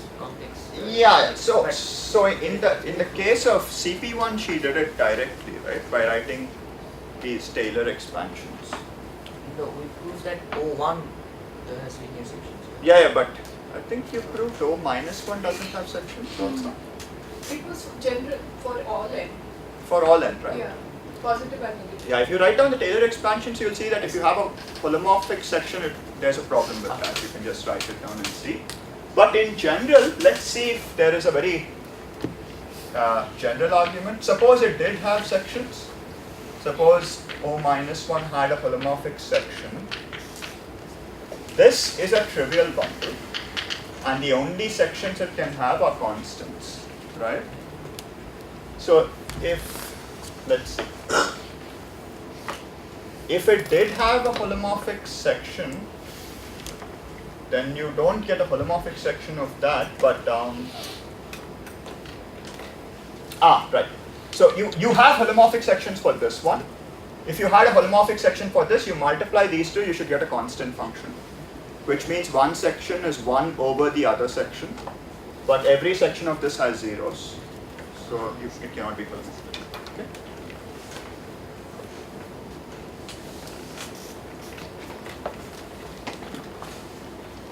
By the way, this O minus 1, I remember I told you that topologists care about it for a different reason.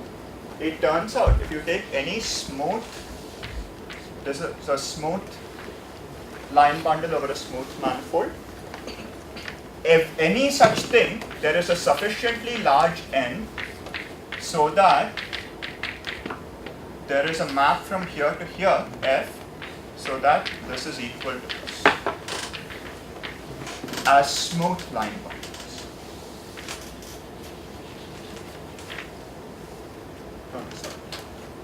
So actually, in reality, this is the only line bundle we have. In disguise, every bundle comes from this one. So sometimes this is called the universal line bundle. And there is a version of this for vector bundles. There is a standard vector bundle on an object like CPN whose pullback gives you all vector bundles. That object like CPN is called a Grassmannian. In case you won't ever look at that. So algebraic geometers care more about this than this.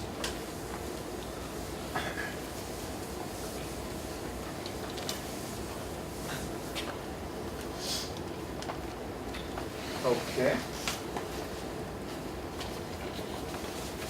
Let's see.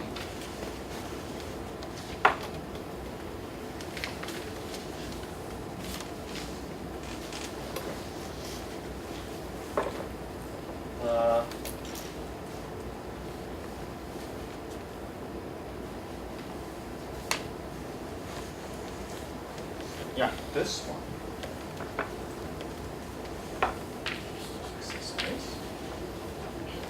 This one is, you have L comma H over N, and the question is, firstly, find a holomorphic section S alpha. Suppose U, P is in U, and pi inverse of U is U cross C. Suppose, so you have to find a section S alpha on U such that mod S squared is 1. This is a fairly straightforward thing to do. If you can just choose, you just want it to be true point-wise, right? So just choose a constant thing. You can definitely do it at P, right? Just mod S alpha square H alpha at P is 1. So just define it as a constant. Okay? You can just choose S alpha to be this constant. This is trivial. The next order of business is prove that we can find an S such that in addition to this, the derivative at this point is 0. How do you do this? I mean, not H alpha.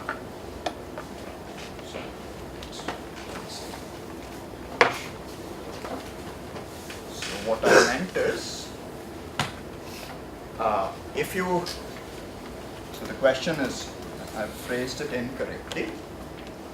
There is a choice of trivialization so that H in this trivialization, let's call it H beta, satisfies the derivative at this point is 0. Okay, this is what I mean. All the derivatives.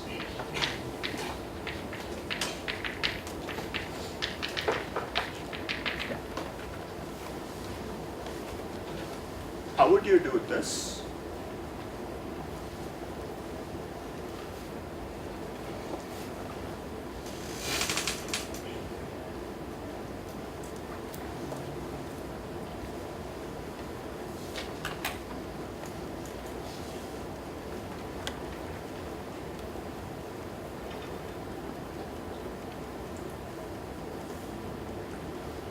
What does this mean? How do you phrase it properly, and how would you solve this exercise? You can always get a change of basis so that the positive definite looks like the identity. That is already there. At a particular point you can do it. But the question is, can you change your trivialization so that the derivative, the first derivative at that point is also 0? That's the question. So, first take a section as in 1, I mean the first part, and choose local coordinates around that point and Taylor expand mod S square. So that starts with 1 some summation alpha j zj plus summation alpha j bar zj bar plus higher term. Let's just do it. So you're saying take the first chap, and this is 1 plus summation alpha j zj, yeah, plus summation alpha j bar zj bar, because I mean the function is real value. The function is real plus some higher terms. Yes. Now multiply this, multiply s alpha by e to the minus summation alpha j zj, and that will exactly cancel this part in Taylor. So e to the minus summation of alpha j zj times s alpha. Yeah. That is the new section that will do the job. Right. So if you take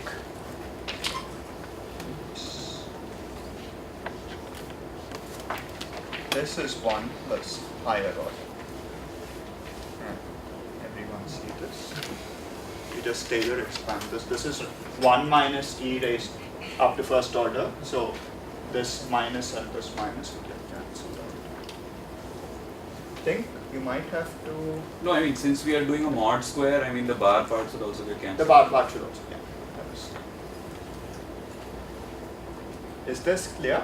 So the idea is that, what does this question mean in the first place? You need to choose, what does it mean to change your trivialization? When you change trivialization, what happens to H? Notice that this is H beta mod G alpha beta squared, remember? So in other words, G alpha beta is S alpha over S beta. Okay. So you need to choose a new section such that, so what I want, what do I mean by this? So what I'm saying is, originally, so I'll just leave it like this. What I'm saying is this: if you choose a new section, then you get this H beta, and you want its derivative to be 0, which is exactly the same as saying the new section's norm should be 1 up to the first order. That's all. So that every section is proportional to this new guy, and its norm will be equal to this mod square up to the first order.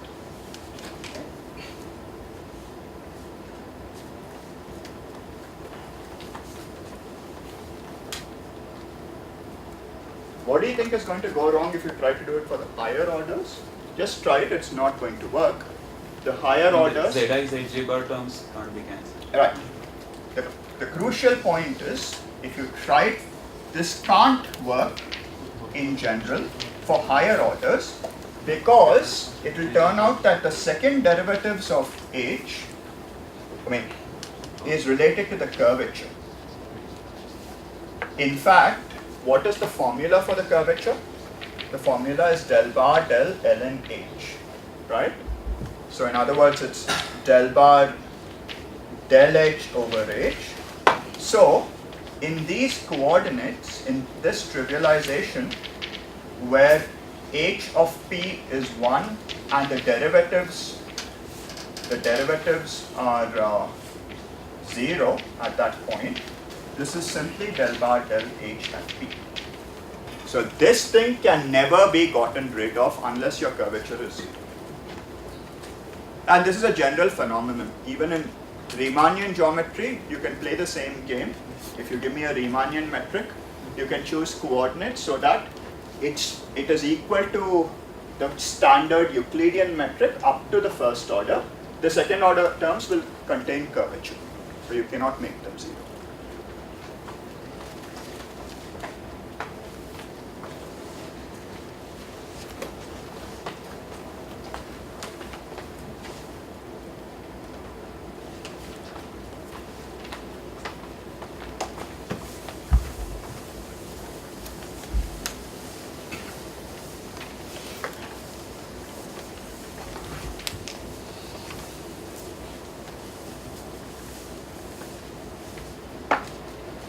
So, by the way, in one of these exercises I made a typographical error. Said something along the lines of, if LH is positively curved over a complex manifold, then remember this theta, which is del bar del ln H, which is theta I j bar, sum over I and j, dz I wedge dz j bar. This quantity is proof that this defines a Hermitian metric on what's this? T10. That is, I wanted you to prove this thing is independent of choices. What I wrote in the class is wrong. It has to be y z bar. So in the physicist convention, I used that, but I wanted you to do this. So what does this mean? Of course, locally this is a Hermitian positive definite. So this is positive. So locally, of course, it is a metric. The point is that you have to prove that this is independent of the choices involved. That is the point. So how would you do it? It's a matter of it's a calculation. But let me do one of these.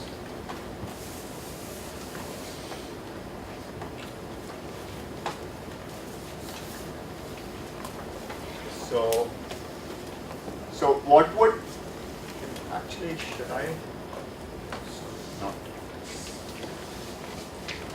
SQRT minus. So how do you? What should I do? I mean, how does one do this thing?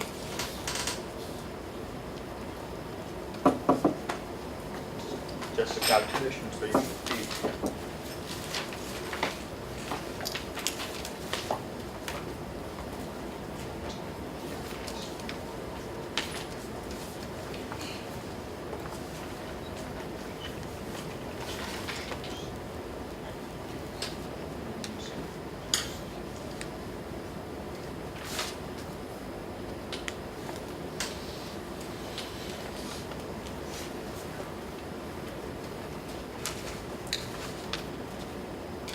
Yeah, so maybe to satisfy my friends, one of you has to come up and do this one. Like this. This is just a straightforward calculation. You should be able to do this.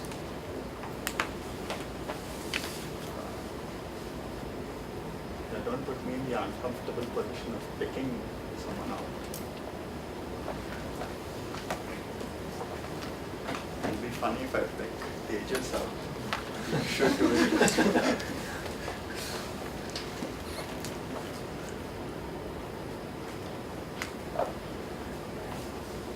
All right, Shannon, you're the physicist here. You are going to do this.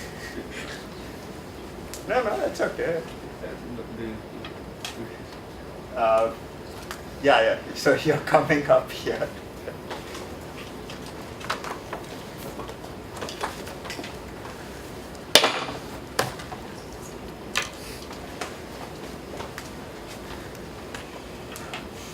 So let's say you have to change coordinates, right? From Z to, let's say, W.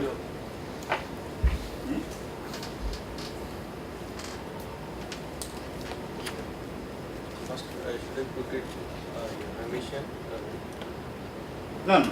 I just want you to prove. See, these things, they are all dependent on the fact that we have chosen Z, right? What if we change Z to W? So firstly, see how this transforms. Normal coordinate transformation rule. If I change prime, Okay. W, change W.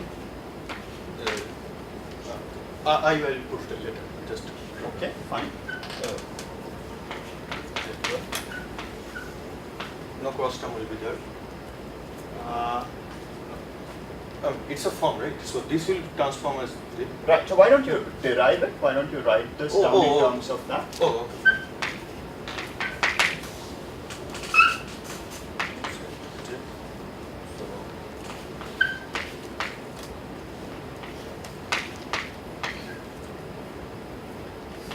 Right? Okay, sure. So wedge product should I do it? Yes, Okay, please. fine. So then, okay, part is also similar. So, Yes, sure. Okay, no problem.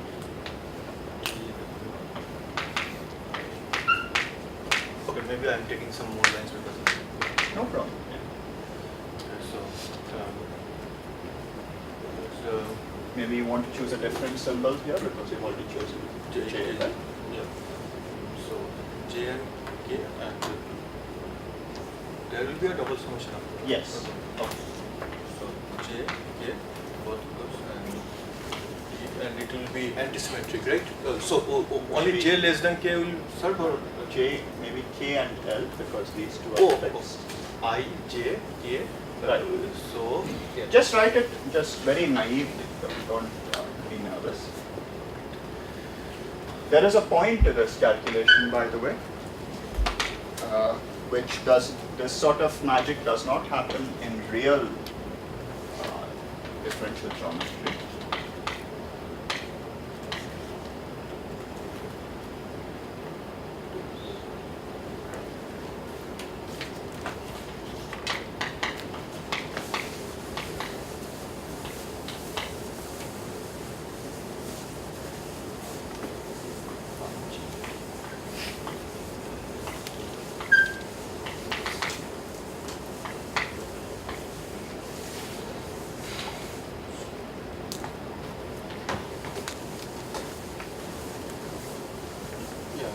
now I can do theta will transform.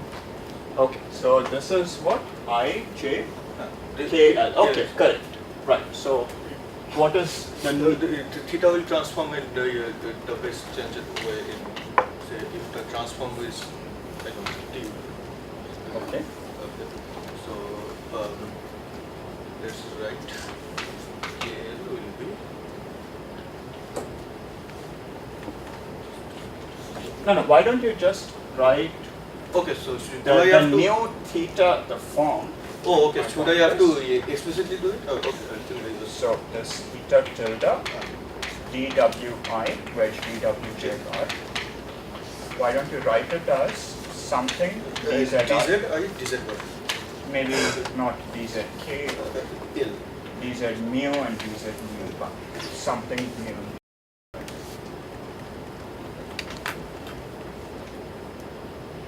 So just replace Yeah, this so, thing with yeah. that. Yeah, so AW. Okay, I have to take. Okay, So maybe- U will be down, and also Maybe mu k and okay, fine. so yeah, Z will be also down. So Z bar, W bar. So yeah, I J1. Okay, sure. And Oh, and the this is okay. And this is not a till now. This is the old one. Okay, that's the old one. Okay, in interest of okay, fine. Yeah. Let's proceed. So, what I was trying to say is, in the W coordinates, this is in the Z coordinates times a certain transformation rule. K Z bar I J bar K L bar, right? If you plug it in here, right, what you will see that this part will tell you how this guy transforms. This part will tell you how the other thing transforms. Okay? Now what is the crucial part of the magic that's happening is, notice that this is actually a wedge product. Morally speaking, there should be some anti-symmetrization going on. But nothing affects all that because these two things behave like very different beasts. If I take dx wedge dy as opposed to dz wedge dz bar, there is a subtle difference between these two. Okay? Because you can, if I had, let's say, something like some aij dxi wedge dxj, this would have been an anti-symmetric matrix. That's not the case here. These behave like different beasts. That's why this transformation rule works. In the real situation, you would have had some anti-symmetrization going on, which is not happening. Okay? That is why this works so well.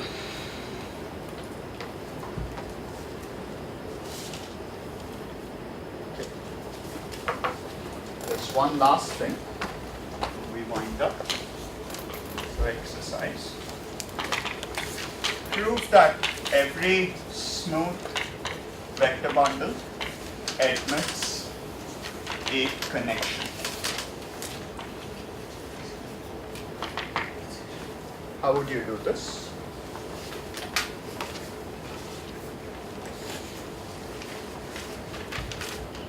Well, I would first start by giving it a Riemann metric, and then there's the formula for getting a connection out of unity of the bundle metric, the fundamental coordinate in geometry. That will give you the Levi-Civita connection on the total space. I see. Yeah. So you're supposed to do this locally in partitions of unity. What do these words mean? Let's do this rigorously. So can you be a little more rigorous? Yes. So locally, if I have a vector bundle V over, let's say, X, locally, V restricted to U is indeed U cross, let's do it in Sushmita's language, R, R, maybe complex, doesn't matter. Sure. So recall that last time Sushmita said that there is a very obvious choice of connection, which I believe she called D, right? Maybe let me call that nabla sub U, okay, on this. Now what should I do? How can I get a connection? Somehow we have to mumble something like, oh, partition of unity, something, right? How does, what? Choose a partition of unity, row U. Sure. I mean, you take a, first take a cover by. Yes, okay, so X is covered by some U's. And what is a partition of unity? It's a collection of smooth functions whose supports lie within these. So now look at row U, nabla U. So And then something. it's not quite nabla, technically, if you, Right. technically Yeah. it should be this. Okay. But, okay. But what does this mean? I mean, if I have to act it on a section, technically this thing makes sense only on U. Yeah. So what does this statement even mean? It's zero outside the U, right? Right. So in other words, this by definition is this, that it is zero. It's an operator which is zero. If I want to compute it on point P, then if P does not belong to U, then you just choose those things. P belongs to B. Right? It's a small nitpicky point, but nonetheless. So that gives you a connection. And if you've noticed, I've done it in Sushmita's language rather than the one I've been talking about in terms of A alphas and so on, because that's a pain in the neck to do it that way. So this is slightly better. Actually, the thing I was saying before, Huh. I was giving it a bundle metric. So I mean, if I use the formula from the fundamental theorem of inline geometry, I do get a connection which is compatible with the Dwyer metric, right? The bundle metric. No. That formula won't. Why wouldn't it work? Why don't you try it out? If you just give me a bundle it metric. uses brackets, I mean, of sections with vector fields. Here the sections are not in any way tied to the tangent model. Ah, I see.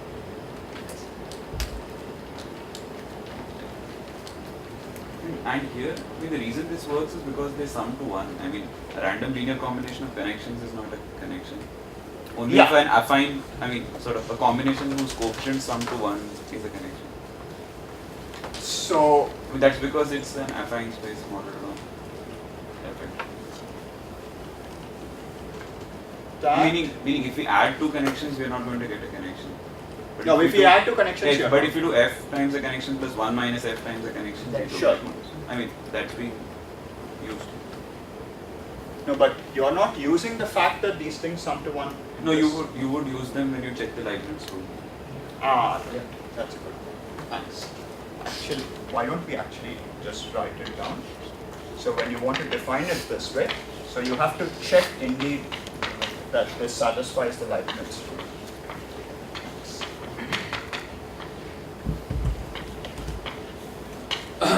So these things do, and that's where. Yes, this one. And here you have, of course, this is there, that's fine.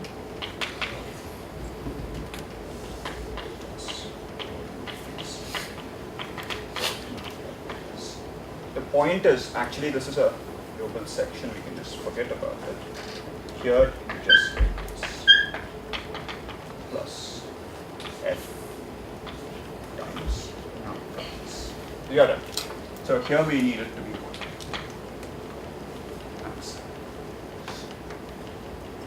Yeah, so this also illustrates one more thing, that if you use this local picture I was talking about using A alphas and so on, I mean, there in a sense the Leibniz rule is built into the definition because it's D plus something. Here it's not. So there is some checking involved either way.